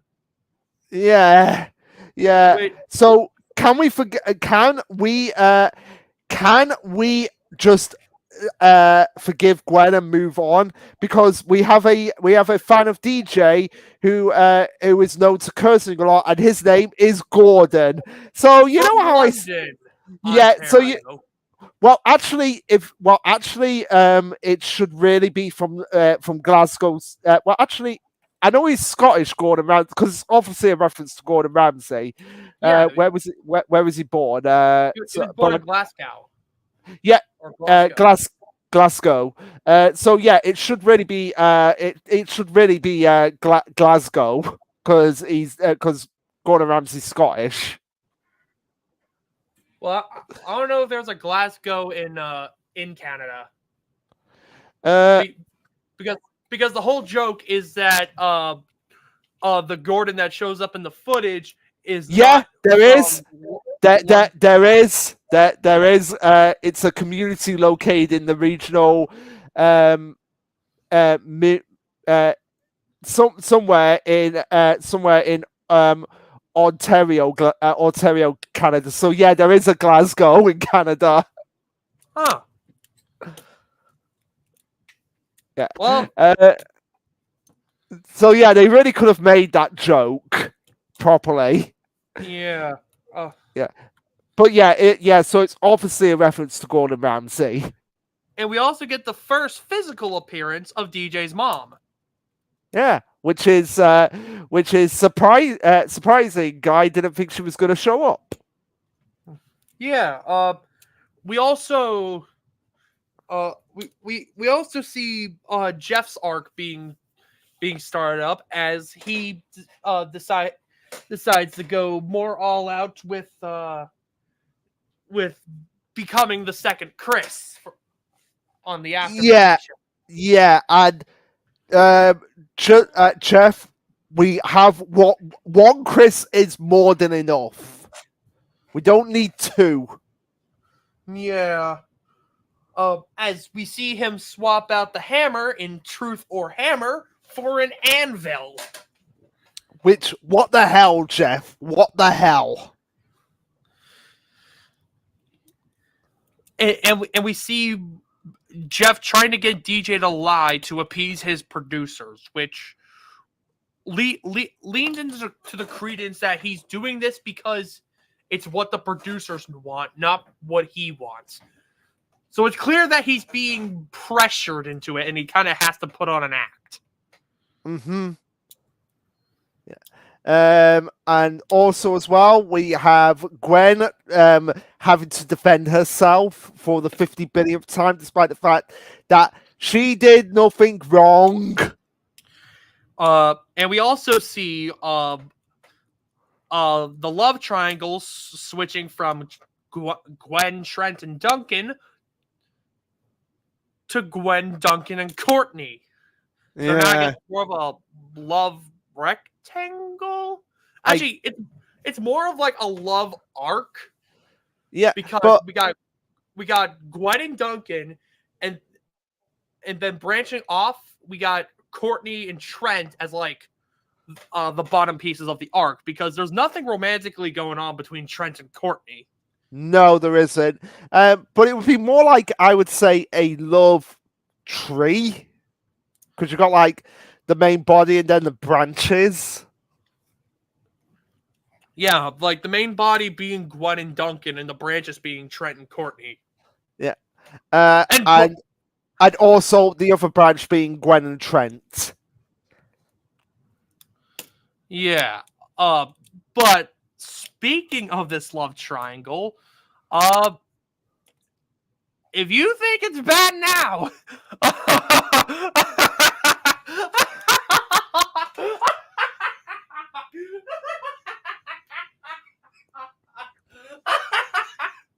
oh, just you wait.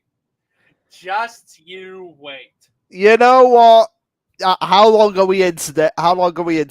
I'm making a note of this. Okay, 1 hour 39 minutes into it. I'm gonna put it down. Make a timestamp of 1 minute 39 for that laugh. But we also see Jeff wanting to try to dunk Gwen into a tank of piranhas. Yeah, which is like, what the hell? Yeah, going a little bit overboard there. Yeah, and we also see a chase sequence between Izzy and Jeff. This time, Izzy. Yep, because we need more. We need more. Izzy versus Chef. Yeah, they're like the total drama equivalent of Tom and Jerry. Yeah. Definitely. Another thing I want to bring up here. When Kelsey comes on the webcam with her Trent doll, with the creepy poem, and kissing the Trent doll 9 times. Oh, that is so freaky. Fun fact, this is a reference to an actual Total Drama fan, partially. There is actually a Total Drama fan somewhere out there in the world with a doll of Cody. Oh no. And this is a reference to that fan, but instead of Cody, it's Trent. Oh no. And actually, there's another reference to that same fan. And would it be crazy? Would it be too crazy if I told you it was Sierra? No. Don't tell me we have to put up with Sierra being psychotically obsessed with Cody next season. Okay, he's gonna timestamp 1 hour, 39 minutes, 32 seconds. Okay. Anyways, honestly, this is probably the worst Aftermath special of the season. It felt like we could have just not had this episode and nothing would change. Yeah, I can agree with that. So let's move on to Ocean's 8 or 9, where Yep. where Courtney's back. Yay. Yep. Courtney has hey, basically bribed herself to be back on the show. I mean, she does have a fair point, though, because she was wrongfully booted off the show because Harold rigged the votes. Fair enough, but still, Courtney, you didn't have to go that far because she basically becomes a hypocrite for the rest of the season. She criticized people for her very booty for rigging the show, and yet what does she do for the rest of the season? Rig the entire show to be in her favor. Yes! So, there's a word for that, Courtney. Hypocrites. On the bright side, Owen's jaw is officially unwired, and now he's on an eating spree, to the point where... Yes, I loved it. I loved Owen in this episode, to the point that he sees Lindsay as a giant bottle of soda and Beth as a strawberry flavored ice cream for some reason. He also sees Justin as a hot dog. I love that. And jumping ahead a bit, Owen gets we gain a Courtney but lose an Owen. Yeah. I repeat that. We gain a Courtney but we lose an Owen. Okay, so now it's gonna seem weird coming from me, being the Owen guy. I think this is the right time for Owen to go. He already made the finale last season. I'm okay with him being a pre-merger. Yeah, I would have been okay with it as well, but again, we gained a Courtney. We gained a Courtney, Tyler. I suppose it doesn't help that she had immunity in that vote, and Owen, Justin, Lindsay, and Beth wasted their votes on Courtney. Back, we still would have lost Owen. But hey, yeah, we still would have lost Owen. But again, I'm not mad about Owen going here. But again, we gained a Courtney.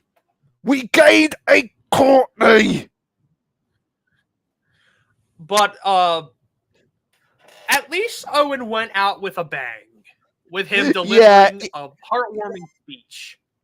Yeah, he goes into some hallucinations, and he thanks Justin, picturing him as a hot dog, and he says something in relation to them all, as they're pictured.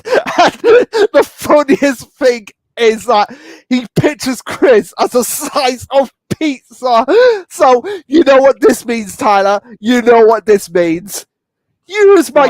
I am gonna do it now. Don't cry. It's only onions, some green peppers, mushrooms, and pepperoni, and the secret to a great pizza: 4 cheeses. Use my colossal cooker for 10 minutes, and you're gonna get a beautiful, cheesy, deep dish, Chris McLean pizza. Yep. I am sorry, thanks.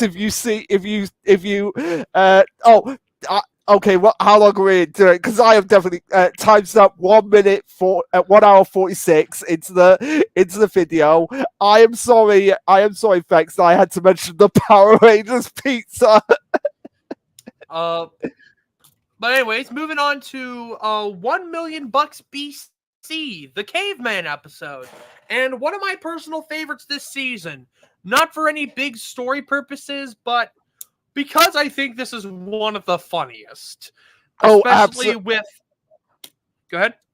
Oh, absolutely. I agree. I agree with it. Although we did have like some debate with this episode because of the fact that um they're basically doing Jewel from Gladiators on top of the tar pit, and if they fall in, they get covered in tar, which can be kind of like problematic these days. If you know what I mean. Arguably even problematic back then. Like, keep in mind this show aired in 2009. Yeah, Even back in 2009, it was frowned upon. yeah, because you have them falling into tar, which is colored black, and you have most of the cast, and you have like about half the cast who are white in this episode. You can see where I'm going with that. But we also see like Duncan having all of his lighters and stuff confiscated, and like him being picked up by his like his animal and his animal pelt, which inadvertently caused him to show his junk to the camera. And we see Lindsay create fire before Courtney. Yeah. And we see Harold being chased down by prehistoric beavers. Yes, yes. Which I like to think that they fought because did it come out around the? I think it came out around this time. Like they thought he was responsible for the giant beaver dam being destroyed in South Park. Yeah, which apparently there is a franchise in Total Drama called Rodents Who Kill, and there are 2 movies. Oh, okay. But this is where I got like the idea for Total Drama Kings and Queens, where you have like the couples of Total Drama duking it out, which would be an interesting concept if to highlight how toxic some of the couples are, like Duncan and Courtney. My God, they like. Well, would it be Duncan? Would it be like Duncan and Gwen more so than Duncan and Courtney? Or would you have Gwen and Trent and Duncan and Courtney? Like, if we're going out based off this season, it'd be Gwen and Trent, Duncan and Courtney, Owen and Izzy, Bridget and Jeff. Bridget and Jeff, and Harold and LaShawna. Sure. Yeah, I know it's technically one-sided, but we'll get to it. We'll get to it. Why I said that. But like, I really like Duncan and Courtney in this season as like a dynamic, because even though like I despise when couples bicker and fight and complain, at least with Duncan and Courtney doing it, they're cartoonishly beating the shit out of each other, so at least I can laugh. Like, yeah, like we see Courtney take her giant bone and slam Duncan in the groin as he falls into the tar pit. Yeah, like at least I can laugh at the cartoony violence, and it's not just a couple complaining. Yeah, it's like how even though I can't really stand fart jokes, Owen has a lot more going for him than just the fart jokes. Even though the show will continue to flanderize Owen as a fart machine. Yeah, and I mean his farts have been useful in the past. Yeah, it will actually be useful in the future, but again, we'll get to that. No elimination this time around. The Grips finally win a challenge. Yes, finally. And they get some ribs, which fall into the tar pit. Yeah, and the big giant rib, that's obviously a reference to the Flintstones. Yeah, probably.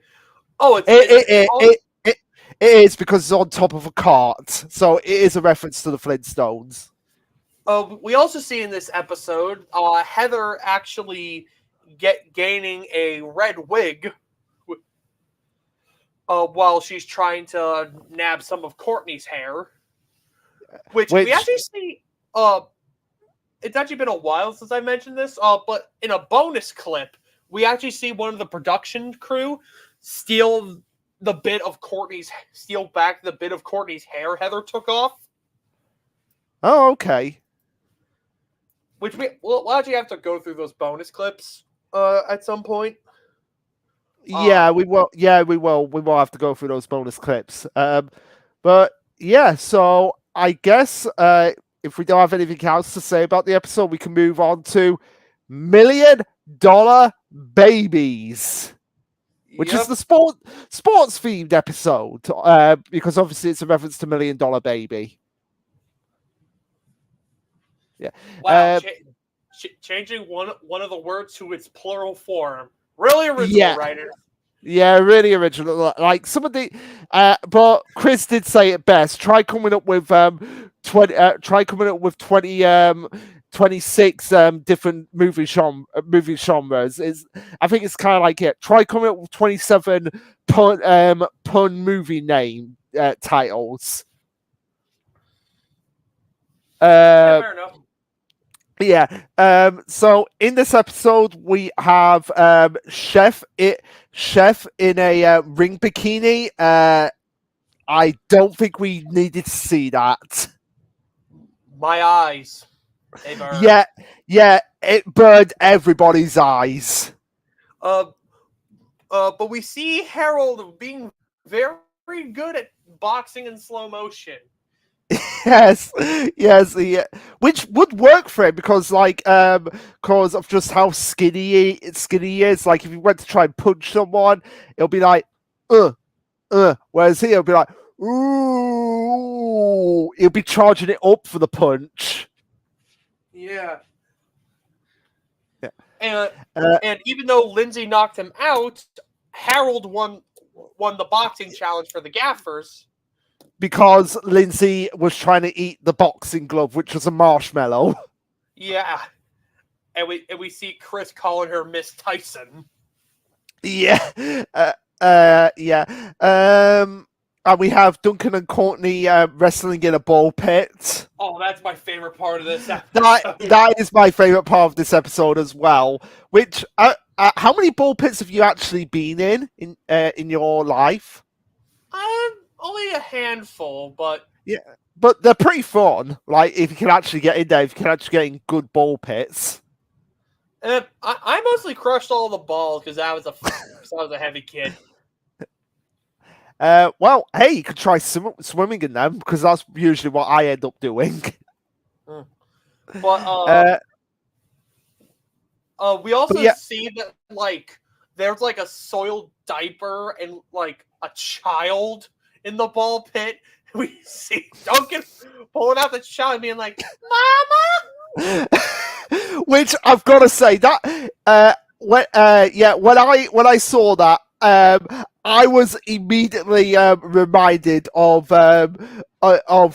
just that clip in the movie Junior with Arnold Schwarzenegger, where it's just Arnold's face on the bait, just going "Mama," and I'm just like waiting for the cut away to the star screen, going like "Ah!" Yeah. But also in this episode, we have pretty much Lashawna redeeming herself in the eyes of everyone with the cheer. After a clip came up of her talking smack about everybody. Yep, of course. So she had to do that. And in this episode, Heather finally gets eliminated. Honestly, in terms of her deeds, Heather wasn't so bad this season. Yeah, she was. Yeah, I'll admit, Heather, as much she infuriated me in Ireland, it's the same thing with Chris. They both weren't as bad as in this season as they were in Ireland. And not to mention, Heather even had some good moments, like her dynamic with Harold, the friendship she kindled with Lashawna, and even her caring about DJ. Yeah, yeah. But again, I like to see Heather being the bitchy bitch that she is, just so that I can make my infuriated Heather rage go up to times 1,000. And just wait till All Stars. You'll be raging at Heather for a very different reason. Oh, stop me, mate! Stop it, Tyler! Stop it! Yeah. But anyways, episode 16, Dial M for Merger. Yeah, which is the spy episode, isn't it? Yeah, spy Yep. challenge. Which Yep. I don't again they could have Chris could have so easily gone, we meet again, my mighty child, like as like a reference to we meet again, Mr. Bond. Yeah. And we also get a reference to another show produced by Fresh TV, 16, even though there are 7 of them, so it'd be 17. Yeah, that doesn't make a whole lot of sense. Yeah. Yeah. And in this episode, they have to avoid lasers, which I've got to say, Justin, as much as I hate him, did come up with like a really good way to get around the lasers. It's just he didn't have enough mirrors. Yeah. But we also see in this episode Courtney procuring an item behind the lasers, and we see it's a grappling hook and a pair of wire cutters, and then Chris makes everybody think that the building's going to explode, and is willing to wager their lives for a cut of the mill, which is bad even for Courtney. No. Courtney would rather die than lose.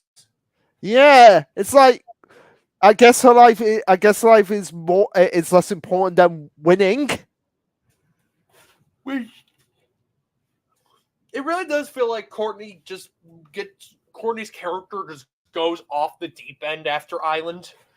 Yeah, it does. But I guess we could blame Duncan for that. I don't know why you're blaming Duncan, but okay. Or just blame someone. I blame the writers. Yeah, blame the writers. And then the next part of the challenge is deactivating the bombs, the stink bombs, which were probably all donated by Owen. Mm-hmm. But Lindsay actually wins that portion of the challenge. Yeah, and I'm like again surprised by it, which gets me thinking. Like, again, was she meant to be a finalist? Because it did seem like, with everything going this way, she was meant to be a finalist. It does feel like that she was supposed to be a finalist. Like, again, I can be very wrong in what I'm about to say, so take what I say with a grain of salt. There was a rumor going around that Lindsay was initially supposed to go to the finals with Duncan, but they had to scrap that because her VA had an emergency. But again, I could very easily be wrong. Yeah, because the two who end up in the final, it's just like, really? Yeah. Yeah. And we'll get to that when we get to it. But yeah, so Lindsay wins the challenge, and it's revealed like, oh no, Oh, did you really think it was going to be that easy? Like, just cut one wire for all the bombs, and all the other bombs go off, and they all have to spend the next 12 hours soaking in a pool of tomato juice. Yep. And this also with that pool of tomato juice, Courtney calls off the deal of splitting the mill. Which, thank God. And Courtney and Lindsay win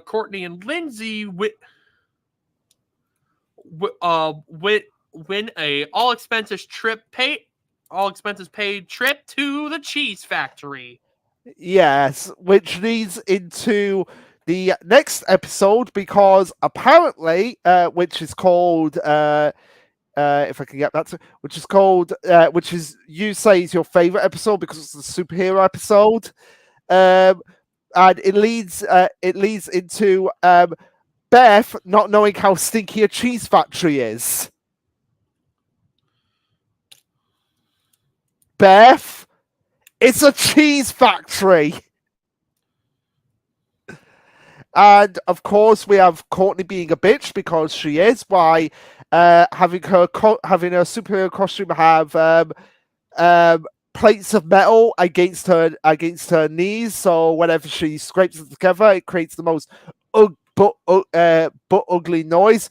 But in this episode, we get Harold as what was that? Captain Alberta. Captain Alberta, who has the power of farts, thanks to protein beans. Which I just love. I love that. Yeah. Yeah. I also like Harold is the highlight of this episode again. Oh, like absolutely. Absolutely. Like, he takes what is supposed to be Duncan bullying him and turns it around on him to make it his power of summoning a mighty Chinook wind. Yes, I love it. I love it.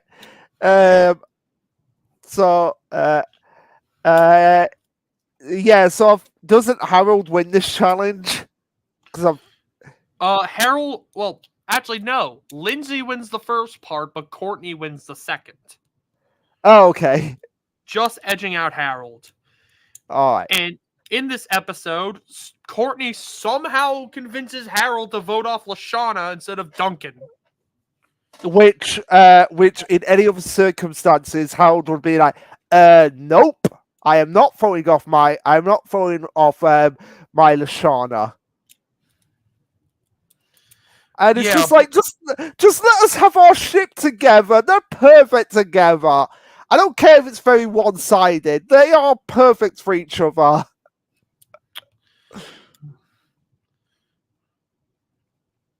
Fair enough. But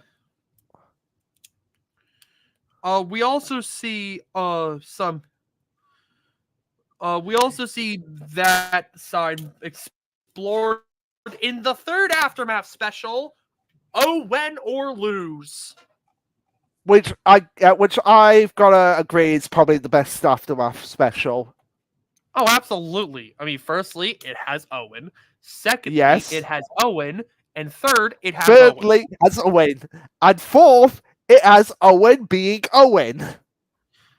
Yeah, so this is definitely where Jeff starts to show signs of going to become Chris too, with now bringing in an electric chair.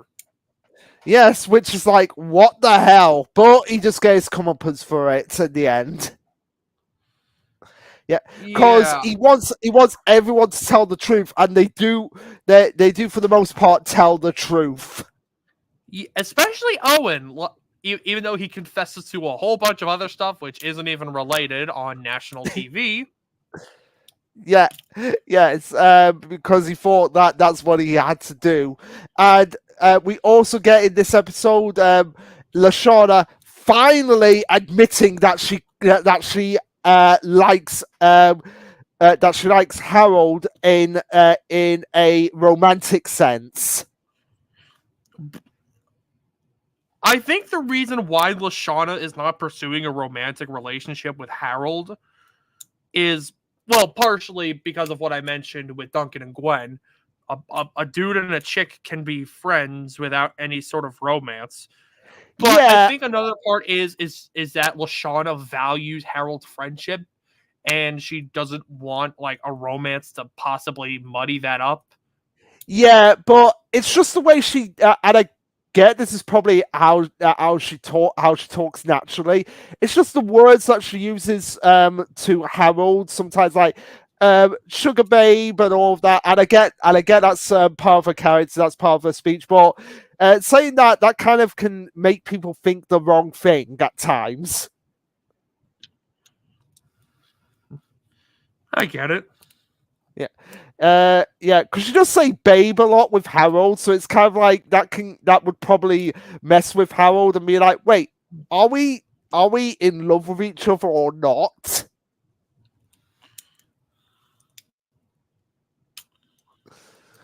So I get, but I do like how how she is honest here, and it's kind of like, and I definitely would like to see like a spin-off of what if Lashana and Harold were an official couple. Yeah. Also, I think Harold's not exactly mature enough for a relationship. Yeah, that's fair. That's fair. Yeah, fair enough. Fair enough. And also, and like I said in this episode, Jeff finally getting his comeuppance by being strapped into the electric chair and being forced to go through the thing that he was forcing everyone else to do, which was so satisfying.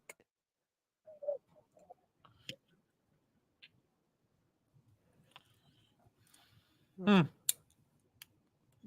Yeah, but really, that's really all I had for the episode.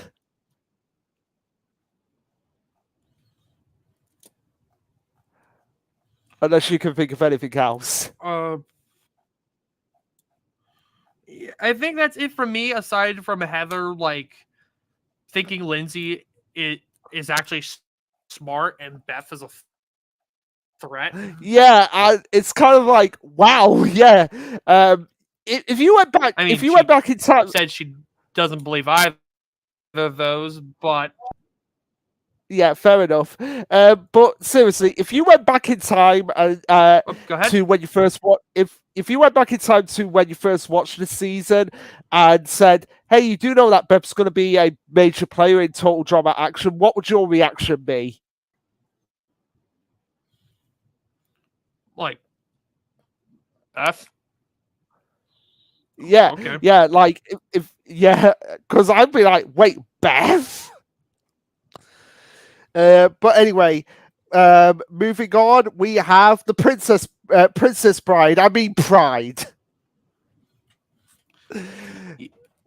Where Courtney takes on the role of a fairy tale princess, Because and why everybody not? else has to save her. Yeah, and I've got to say, Chris, we don't want story time with Uncle Chris. No one wants story time with Uncle Chris. But the thing I want to take, the thing that I think I'm gonna highlight because I highlighted this in the episode is Duncan's line on the bridge where he says, and I quote, this is a quote from the episode. Seeing Chef as a transgender troll, priceless. Yeah, Duncan, you are a great character in the series, but dude, be aware. Be very aware of what you say. So, yeah, I don't know how other people will take that line.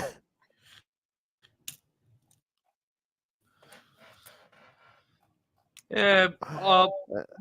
We Go ahead. we okay. Hot take. I think this might be Justin's best episode, which is also very ironic because it's the episode where he gets eliminated. Yes, so it But is his best episode. like we actually see Justin try to play the game. Yeah, and he fails spectacularly. Meaning that's all he had. His Like vanity was all he had.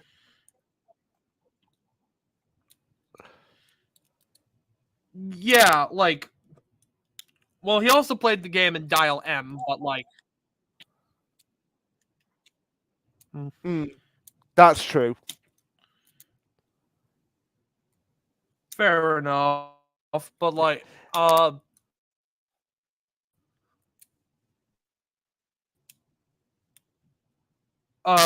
we also see Harold being a master of running blind. Yes, and also we have Duncan being a master at cheating at running blind because he can see through the blindfold. When they Oh, sorry. What were you saying? yeah, and we also have uh I'm trying to put words together. Injured, like damn. Oh yeah. Beth Like getting injured. I was just like, ouch. Seriously, ouch. yeah. But anyway, so Justin is eliminated. Thank God. Goodbye. See you. Wouldn't want to be you. And now we can move on to something even more incredible. Chris is dead. Celebrate good times. Come on. Oh, it's not actually Chris, but still, Chris. Just seeing Chris's body in the next episode get a clue. It's just like, oh yes, oh. That was so satisfying to see that. So yeah, it's a mystery themed challenge and get a clue. Obviously, where everyone is trying to figure out who done it. And the prime suspect is Courtney, and this is her. If I had to give one criticism on this episode, it'd be that Courtney is more of an entitled brat than she usually is, demanding a prize for just finding Chris. Yes.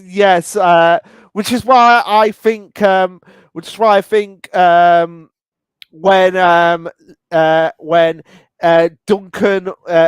Duncan won it in the end, he was like, "Nope, I'm taking Lindsay to the movies." Which was probably a big mistake on his part because they wound up just being there Other way like, around. "Oh, Lindsay, you know what I mean. You know what I mean." Yeah, Lindsay took Duncan to the movies. Yeah. But Oh yeah, Justin because Lindsay won. with Courtney. Yeah. And Duncan is just there being like, "Huh, like, so what do you like to do?" It's like just 3 hours of being with Lindsay. I don't know how people can suffer being with Lindsay half the time.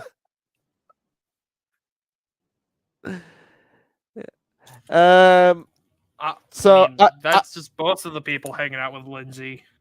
Yeah. Yeah, and also in this episode, she's getting annoyed because nobody is hearing her. And it's like, no, Lindsay, go back to how you were. You were fine before not being smart. I don't know. I like smart Lynn. Well, No! I like when Lindsay can be smart. No! Lindsay! Ugh! Just no!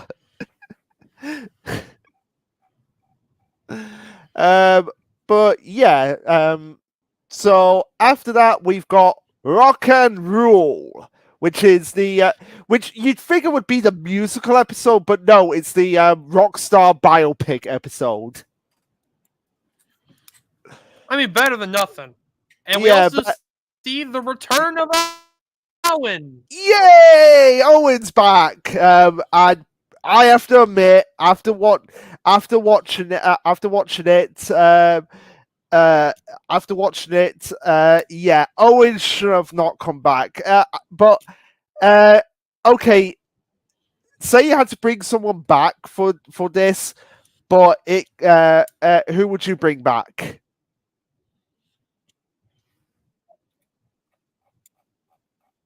I mean, I know you'd probably get rid of the Like, what? get rid of the whole spy Owen being a spy um for Chris subplot that happens. But if you couldn't get rid of it and you had to pick someone, who would it be? Gun to my head, I had to pick somebody. Uh, Probably Izzy. But Yeah, because assuming Izzy wasn't brought back already.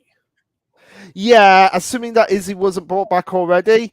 So yeah, and even though it is nice to see Owen back, I feel like he his character takes a complete 180 at this point because Owen is just not cut out for being like sneaky and manipulative. He's too nice. He's too humble to be that. Not to mention, like, I get the reason why Owen's doing this. He's trying to pay off the debt from. He's trying to gain back the 50 big ones that were used on the cheese seller. But like, I feel like Owen had already like shown like Owen had enough screen time and Yeah, like he did what he needed to do. Like, yeah, the writers. I mean, granted, the writers had some more screen time, but like, why didn't that go to like trying trying to flesh out the characters that are already there? Like, make or like go have that go into, because like I'm trying to think of how I'd want to do this. Because like we could still have rock and roll biopic, and then we'd have the martial art. Actually, I'm gonna have to write that. I'm gonna put that in my ideas for a total drama action, like not a rewrite, because I feel like that my personal spin on it. Okay. All right. Like how I would have gone about with total drama action if I was in that writer's room with Fresh TV. Okay. Fair enough. Fair enough. So yeah, and it all culminates in the single worst elimination ever because Lindsay votes for herself. By It's accident, like because by Jack accident. distracted her. And it's like, what the hell? What the actual hell? Yeah, that kind of just throws Lindsay's whole being trying to be more intelligent thing out of the window. Like, yeah, it's not like in say in Power Rangers Turbo with Elgar, because I feel like if it was Elgar, he would be that stupid to do something like that. No, Lindsay. Even though I've been like, it does not compute. It does not compute. She has shown in this season that no, she is not. She is intelligent enough to not get distracted so much that she would end up fighting for herself.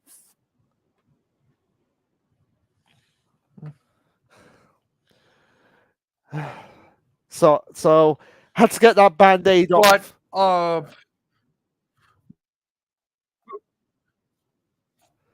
Yeah, but aside from the elimination, I thought the episode was really fun. I was really digging all the challenges. Like the first part of the challenge was like the first challenge was like Guitar Hero, and like Harold was shredding and was doing a little too good. And I like how Duncan won, even though he didn't even try, and Courtney was going all like all like shreddy, like Dragon Force shit like, Yeah. and like, But yeah, it's I'm a kind of music funny. guy. I can appreciate a music themed episode, Yeah, especially and since it's kind this of is my wheelhouse. yeah, yeah, I mean, and granted, it's I'm kind more of into the funny. punk scene, but I digress. Yeah, and it, And the paparazzi challenge might be one of my favorites. oh, absolutely, absolutely, and it's kind of funny that you mentioned that one Go with ahead. yeah, it's kind of funny that you mentioned that with Duncan not even trying and still doing well because that happens sometimes. You just Good. oh Good look. yeah, uh I'm good. It Lou. might be on your yes, it might be on your end, Tyler.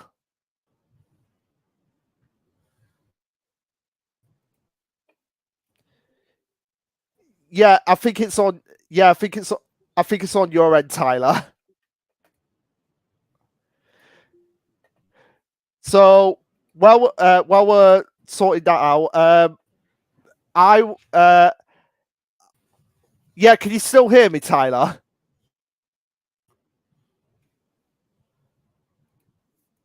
Yeah. So while we're getting sorted with technical difficulties on this end, I really hate this when this happens. We'll move on to Ah, wait, can you hear me? Yeah.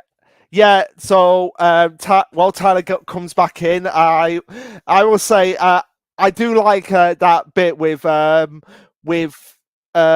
whatchamacallit, with Duncan and how he's not even trying. Oh, you're back. yeah. Yeah. I don't know why, but like every response you had on my end was like super delayed. Oh, sorry. Well, hopefully it won't get delayed for the last part of the video. But yeah, I was just Yeah. saying how Duncan was. That's kind of reminds me of like the equivalent of a button masher in a video game where you have like the super complex person trying really hard, and then you just have someone who's not even trying and ends up winning. Yeah. And, it, and then like the paparazzi challenge might be one of my favorite challenges in the entire series Oh yeah, because absolutely. especially with like Duncan who just doesn't give a fuck. Like he like smashes somebody's camera, gives somebody the finger, kicks the bouncer in the nuts, Yeah. and then you got Owen who trips and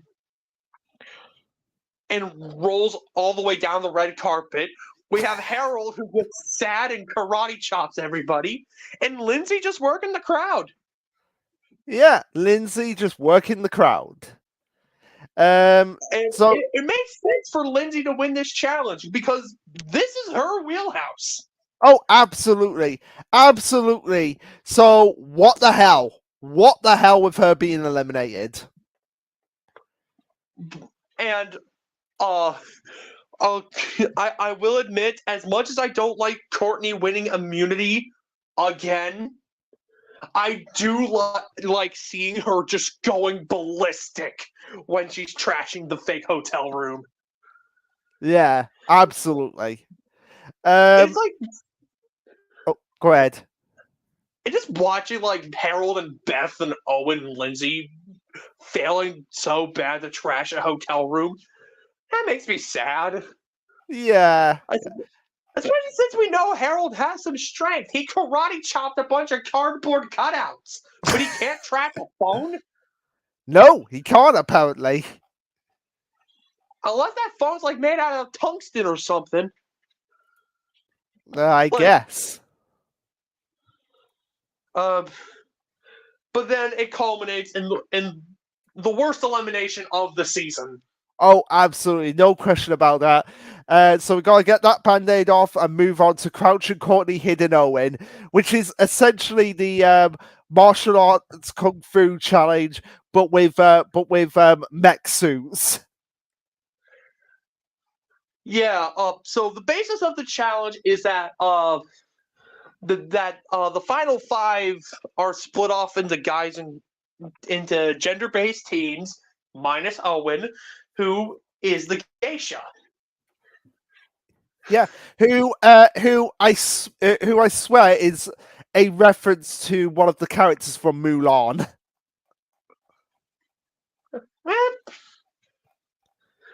I'm just looking at it now, like the references. So, I mean, geishas are Japanese, while like Mulan is set in China. yeah, but I'll get up the characters that I'm thinking of, and you should be able to see what I mean. Okay. But another I feel like this really not shows off the best of Duncan and Harold, because we actually see Duncan trying to help Harold, and Yeah, Harold being shown to be strong. Yeah, Like yeah, he's punched through a punching bag. Yeah, absolutely. But it's those characters that I've sent to you. Oh yeah, it's the some of Mulan's friends in the army dressed up. So can you see what I mean? Yeah. So blah blah blah. Harold, Duncan being nice to Harold for once. Thank you. Showing that they can at least work together. And we also see Courtney trying to make nice with Beth, even though Beth just takes advantage of Courtney. Which, given what Courtney's been doing, that's very much deserving. Yeah, and we have we have something amazing in this episode, because it's two robots in two different colors. It's red versus blue. God, that is an old joke. I know, but I was looking at it like, wait, one is red, one is blue. It's red versus blue. Holy crap! I haven't made a red versus blue joke in forever. Well, I had to do it. So yeah, Harold pretty much wins this one. Yeah. As we see him release a snail that he temporarily added on his journey, called Lashana Jr. Of course he did. So yeah, and after that abysmal elimination last episode, it's nice that we don't have one this episode. Yeah, and we have a really good reward. I think, actually, behind $1 million BC and get a clue. This is like in my top 3 reward episodes. Yeah, absolutely. Then we have 2008, A Space Owen. Space, the final frontier. So yeah, it's space themed in this episode, and I've got to say, I have no idea what it's like to sleep in zero gravity, but I imagine it's going to be a very uncomfortable experience. Yeah, unless you strap the pillow to your head. Yeah, but you'd probably be floating around everywhere. Yeah, and this is where we have because wasn't it Duncan that accidentally killed DJ's bunny in the last season? No, it was Jeff who accidentally killed DJ's rabbit. Duncan got DJ a new rabbit. Yeah. Okay, fair enough. But in this season we have Duncan having a tarantula named Scruffy, who doesn't last 10 minutes before he's killed. Yep, because he for some reason ended up with Harold in the vomit comet. Yeah. And I don't know. I don't know the rest of the franchise moving forward. But does Scruffy ever get mentioned again? Outside of action, no. Okay. So I guess he Duncan wasn't as connected to Scruffy as he probably thought he was. I mean, he's sad, but he said he's relieved to not sleep with a baseball bat under his pillow. Yeah, fair enough. Which I think comes into question, what's the correlation between Duncan getting scruffy and Duncan getting? Because in Ireland, he said he had a dog named Petey when he was 6, but it ran away on him. I guess even though Duncan has a soft spot when it comes to animals, they probably don't. They probably have because animals can sense when somebody is yeah, we don't want to be around this guy. Yeah, so I guess that's kind of what he thinks. Even though he likes animals, animals are just yeah, we don't want to be around you. I mean, to be fair, one of his first appearances involved him giving a noogie to a deer. Yeah. So I can imagine they're yeah, let's keep away from this guy as much as possible. So yeah, and in this episode we have everyone going through the thing, the spin thing that astronauts have to go through in order to see can they go into space. Yep, otherwise known as the Vomit Comet. Yeah, the Vomit Comet, which Courtney thought was being smart and being like, right, we're gonna go last, and these guys are gonna go first, and they end up backfiring on her. Yeah, when Harold had a clean comet to go into that was covered in spider guts. Now Owen farted in the comet, and then Duncan threw up in the comet. Yeah. And with Beth ultimately winning the challenge.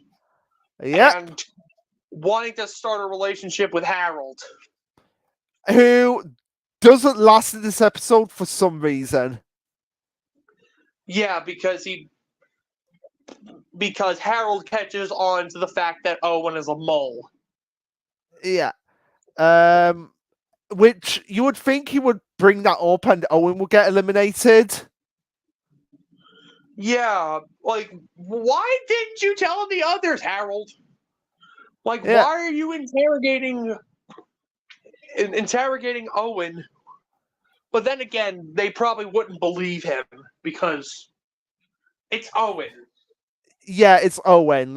Who's gonna think that Owen is a traitor? But one thing I found myself laughing at was when Chef was like, "Hey, you got something good blocking up the hole here," and it's Owen's ass. Yeah. But Beth cheats on her boyfriend Brady on live TV with Harold. Well, I guess Brady is as dumb as Lindsay. He has to be dumber than Lindsay to stay with Beth. Yeah, he does. So yeah. And unfortunately, Harold gets eliminated here. Yeah, Harold gets eliminated. It would have been interesting to see him in the finale. Absolutely. If Harold would have made it to the finale, I would totally be in his corner. Yeah, I would as well. It would have made for a more interesting finale as well than what we got. Yeah, but going into the next episode, Top Dog, we have the Animal Buddy Challenge, where each contestant has to bond with an animal. Courtney has a shark, Beth has a raccoon, Owen has a bear, and Duncan has a chameleon. Yeah, can I just say, producers of Total Drama, we need the Beth and Raccoon spin-off show. That was just so funny to see Beth trying to train the raccoon, and the raccoon ends up training her. And not to mention we have like Owen and the bears getting along really well. No, it's Owen and the bear. That theme song just writes itself. Once upon a time, deep in the jungle, there was a guy who lived off his farts. And he had his bear sidekick. It's Owen and the bear. It needs a bit of work, but it could work. Like just Owen having like a bear who understands him, and just the kind of adventures they'd get up to. And then we have Duncan, who goes insane from a lack of sleep and trying to find his chameleon, who's on his head the whole time. Yeah. Not to mention, Duncan gets slammed with a 32-page contract thingy, listing all of his flaws, how he can improve upon them if he and Courtney are going to have a stable relationship. Yeah, and also, not only that, there's subsection paragraphs, Tyler. Yeah. It's like, is this meant to be like because it was out at this time? Is this meant to be like a reference to the 50 Shades of Grey contract? I mean, it would be the weirdest thing Total Drama has referenced. I mean, its latest season was basically one giant Squid Game reference. Oh God. References. Yeah, and also Beth makes a reference to the Blair Witch Project in this episode with the whole camera and how I'm so scared. But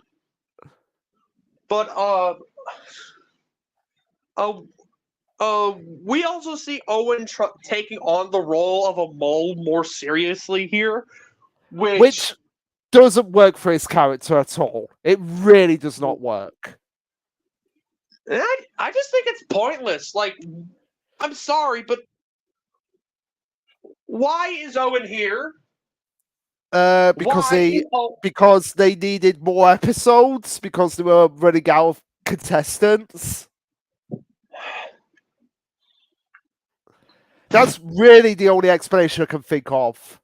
That is literally the only explanation. Maybe that's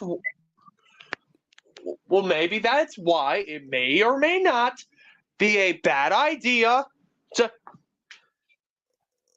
Maybe you should have added another contestant then. Maybe have Courtney from the start. Yeah, maybe have Courtney from the start, or have Cody or Tyler or Noah. No, not Noah.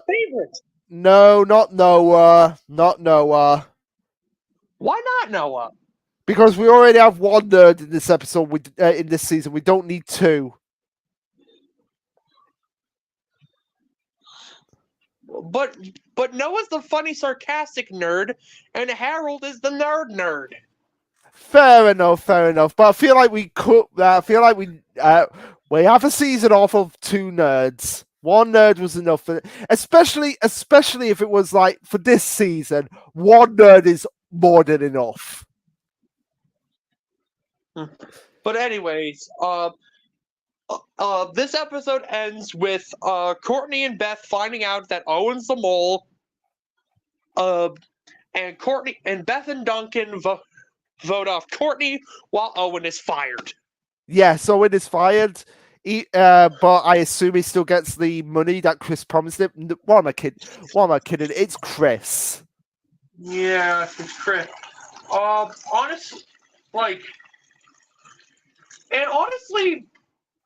I wasn't a big fan of Courtney as as like the main villain. Because the only reason that she first off, she came in midway through the season and completely upending the other antagonist, Justin, who was already not doing a good job.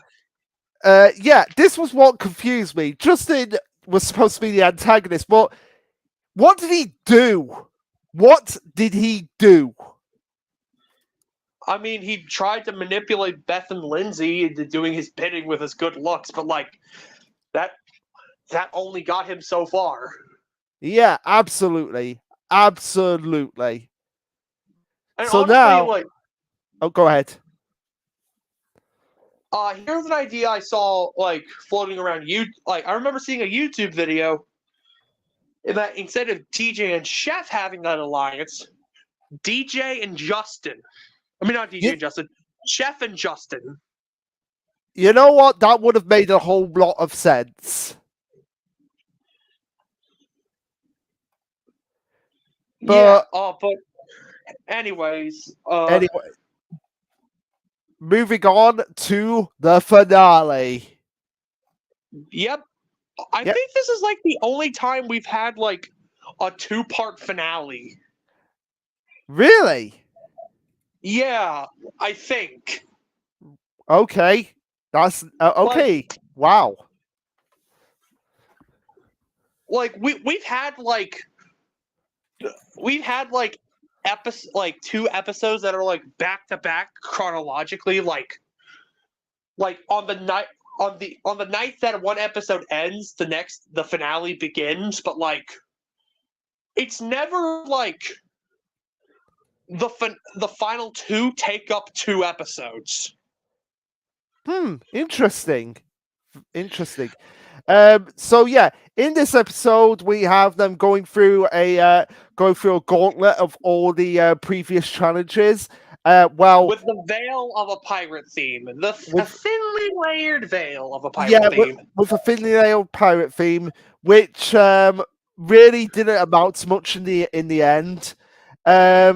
And really, all it boiled down to with this finale was just Chris and Chef being at each other's throats, which was nice to see because I hate Chris. So him suffering was a treat to see.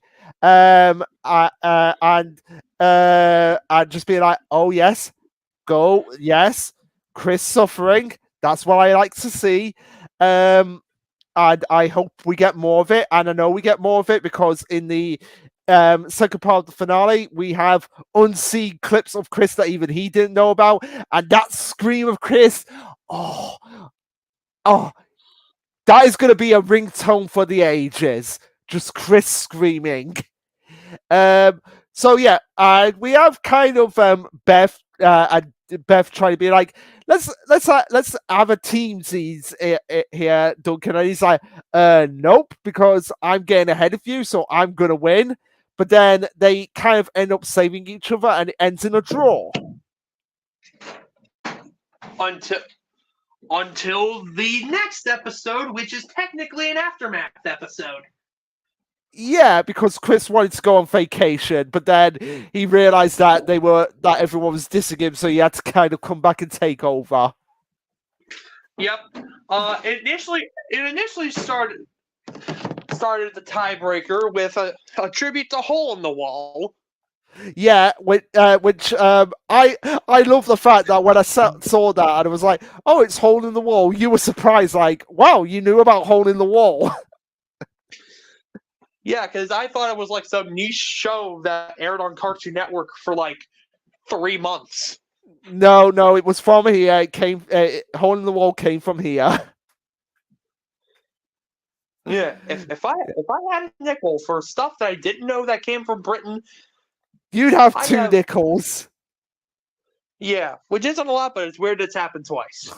Yeah. But it's kind of fun. It's kind of funny because there's this like TV series in the UK called Harry Hill's TV Burp, which is basically a look at different shows from the week but with a comedic edge. And when Hole in the Wall came back for like its second season, he was there just celebrating because he liked the series. But then he was like, "Wait, it's not the first presenter; it's this new presenter." And then he was like, "Oh, I'm not going to watch it now."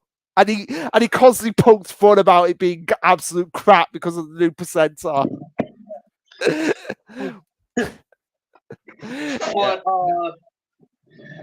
But then we have some never before seen clips of Duncan and Beth, with Duncan tending to his fellow men in the cabin to ensure they all get a good night's sleep.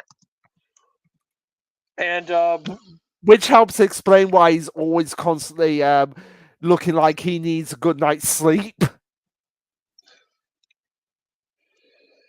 yeah, okay, so Okay, I think go ahead. I was about to say, I was looking up Hole in the Wall, and apparently it's like an adaptation of the Japanese game show Brain Wall, also known as Human Tetris. Oh, okay, fair enough, fair enough. But anyways, continuing on, we also see the scenes, some of the girls of the Total Drama fan club send a cookiegram to all the girls, which Beth then eats all by herself. Mm-hmm. Yeah, and also as well, the aftermath. Who wants to pick a millionaire? Obviously, a reference to Who Wants to Be a Millionaire. Yep. So yeah, Beth. Beth being awful to her fellow contestants because that was for everyone. Yeah, that kind of made me think. Yeah, Duncan deserves to win this. Which Duncan, despite his bullying of Harold, has been a strong contender in this season. Oh, absolutely. This is probably Duncan's strongest showing. Yeah, and of course we get the both endings. So we get Duncan and Beth's endings, which for those of you who want to know the differences between each version, nothing's different about the episodes up until the ending. And even then, the endings aren't all that different. Yeah. In Duncan's ending, he and Courtney split the money. In Beth's ending, well, in both endings, we see that Brady's real. Yeah, and Heather is like, oh, he's a hottie. Yeah. Which I love that follow through. Like, yeah, everyone thinking he's an invisible boyfriend. No, he's actually real.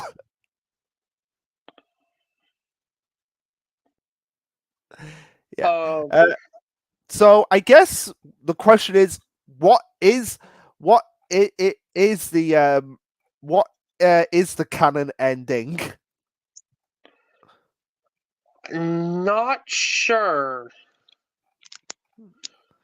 Because I'm looking and it doesn't actually say what is officially the canon ending, unlike the Owen ending.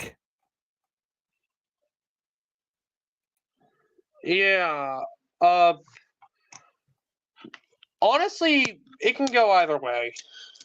Yeah, considering what happens in the follow-up episode, which is pretty much a bridge between this season and next season, with Celebrity Manhunt's Total Drama Action Reunion special, which I assume takes place a few months after Total Drama Action. Yeah, because like we see like Ezekiel going back home to the prairie. We see, Trent, Justin, Harold, and Cody forming a band. And then Harold splits off from that band to pursue his solo work. We see Duncan and Courtney's whole thing, Gwen and Heather's whole thing, Jeff and Bridget, Beth and Lindsay's, which I guess it doesn't matter which ending is canon or not, because Beth and Lindsay wind up in prison, and we assume that Beth's money was used to bail her out, whereas Duncan and Courtney ended up in court, and it was probably a settlement. Yeah. So I guess it doesn't really matter. and also probably like a portion of Duncan's money did probably go to getting a lawyer. Yeah. Oh, absolutely. It probably did. Uh, so yeah. Also in this episode, we get introduced to some new characters. We get the hosts of Celebrity Manhunt, which is Bellini and Josh, who are basically the equivalent of TMC. And we also get introduced to the hyper fangirl of Total Drama Island with Sierra, who after this episode, her and Brianna, I'm not fond of already. And I have been warned about their roles coming up, which I'm like, ugh. And we also get introduced to Alejandro, who I'm gonna do it. I'm gonna do it this one time as a joke, but I assume he gets better. Discount Justin. to quote Homelander from The Boys, oh no. He's the upgrade. I am gonna hold you to that until we because I assume he's one of the contestants in World Tour. Yes. Okay, so after World Tour, I will give my honest opinion on Alejandra.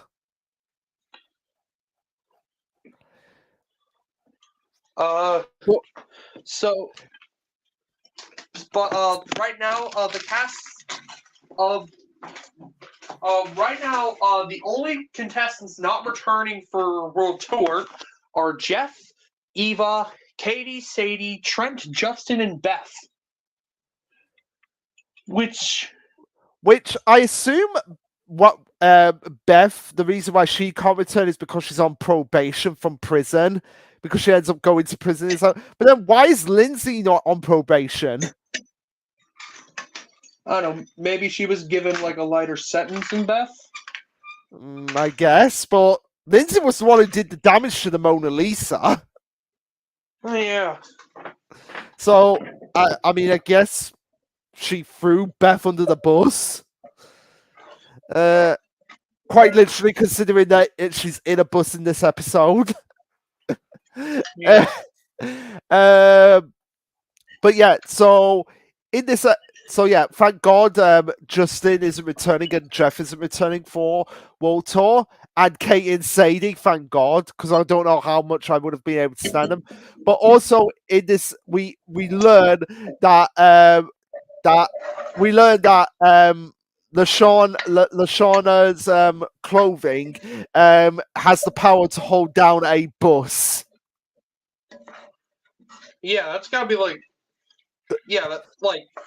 it's like an entire bus was hanging by Lashawna's bra, which I'm just like strong elastic. Yeah, that's gonna be strong elastic, but yet Duncan was able to cut it with a simple knife. How does that work? Oh. Cartoon logic? Yeah, cartoon logic, I guess we're going off here. But it turns out that the reason why they're all on this bus in the first place is because they're going to the Gemmies, which is obviously the Grammys, because they think they're going to be rewarded for being the best ensemble for a talent show. When it turns out it's the Golden Oldies that win that, whatever show that is. And they're really annoyed by this because Chris is being a dick to them and saying, "I'm going to have my own my new show, Total Drama Dirtbags, and you guys are not invited." Yeah. But also in this episode, we get more of Gwen and Heather's rivalry from the online blog war. Yeah, and like Gwen pointing out a 3-ounce weight gain from Heather, which, come on, Gwen, that's petty even for you. Yeah, that is petty for Gwen. And we also have Courtney driving the bus and getting distracted by Duncan and nearly killing everyone. And it turns out that Chris wasn't really establishing a Total Drama dirtbag. he was getting everyone to be like, oh, are you worthy to be part of World Tour? Which I think after everything they've gone through Island and Action, I think they are more than worthy for World Tour, Chris. Yeah. I don't know about I don't know about you, but I think they would have. I think they've proved themselves more than worthy. Mhm. Yeah.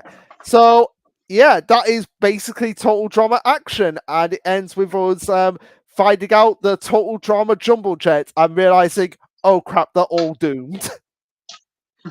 So, because the Jumbo Jet is about as stable as any government these days. yeah. So, you think Action is better than Island? I do honestly think Action is better than Island. Like I said, I feel like Heather and Chris are less infuriating in this season. The challenges were more up my more up my alley, and again, I feel like the cast was used a lot better in this season than Island because it was shrunk down to okay, who were the ones that people most want to see in this season? Whereas Island, I feel like they were kind of using it as an experiment for the characters. But then they realized, like, yeah, 22 is a bit too much. Yeah, I can agree where you're coming from. That like because this was like their first outing, that there was a lot of experimentation going on, and some characters work better than others. Yeah, like Kate and Sadie. The fact that we don't have Kate and Sadie in this season, that's a major plus. I agree. Yeah, I know they're in the aftermath, but they don't do much there. So yeah, they were to tolerable levels. Mm-hmm. Yeah. So yeah, that's my opinion on Action. And yeah, and surprisingly liking characters more than I hated in Ireland. Like I said with Heather, I think she's a lot more bearable in this season. And I can definitely see where you're coming from. I will say, I feel like Action has a lot of pacing issues.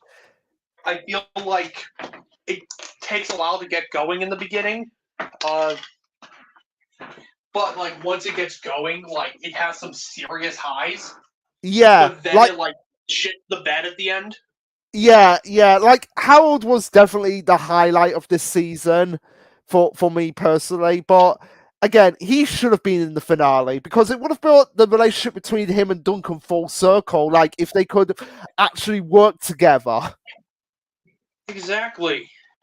Yeah, so you missed a golden opportunity. Like if it was Harold and Duncan in the finale, it could have led to the best finale. Oh, just you wait for that. Oh god. But anyway, that is the video. Hope whoever watches it enjoys it, and it will go up on the Control Chaos YouTube page at some point. And yeah, we will see you next time for Total Drama World Tour. Peace. Peace.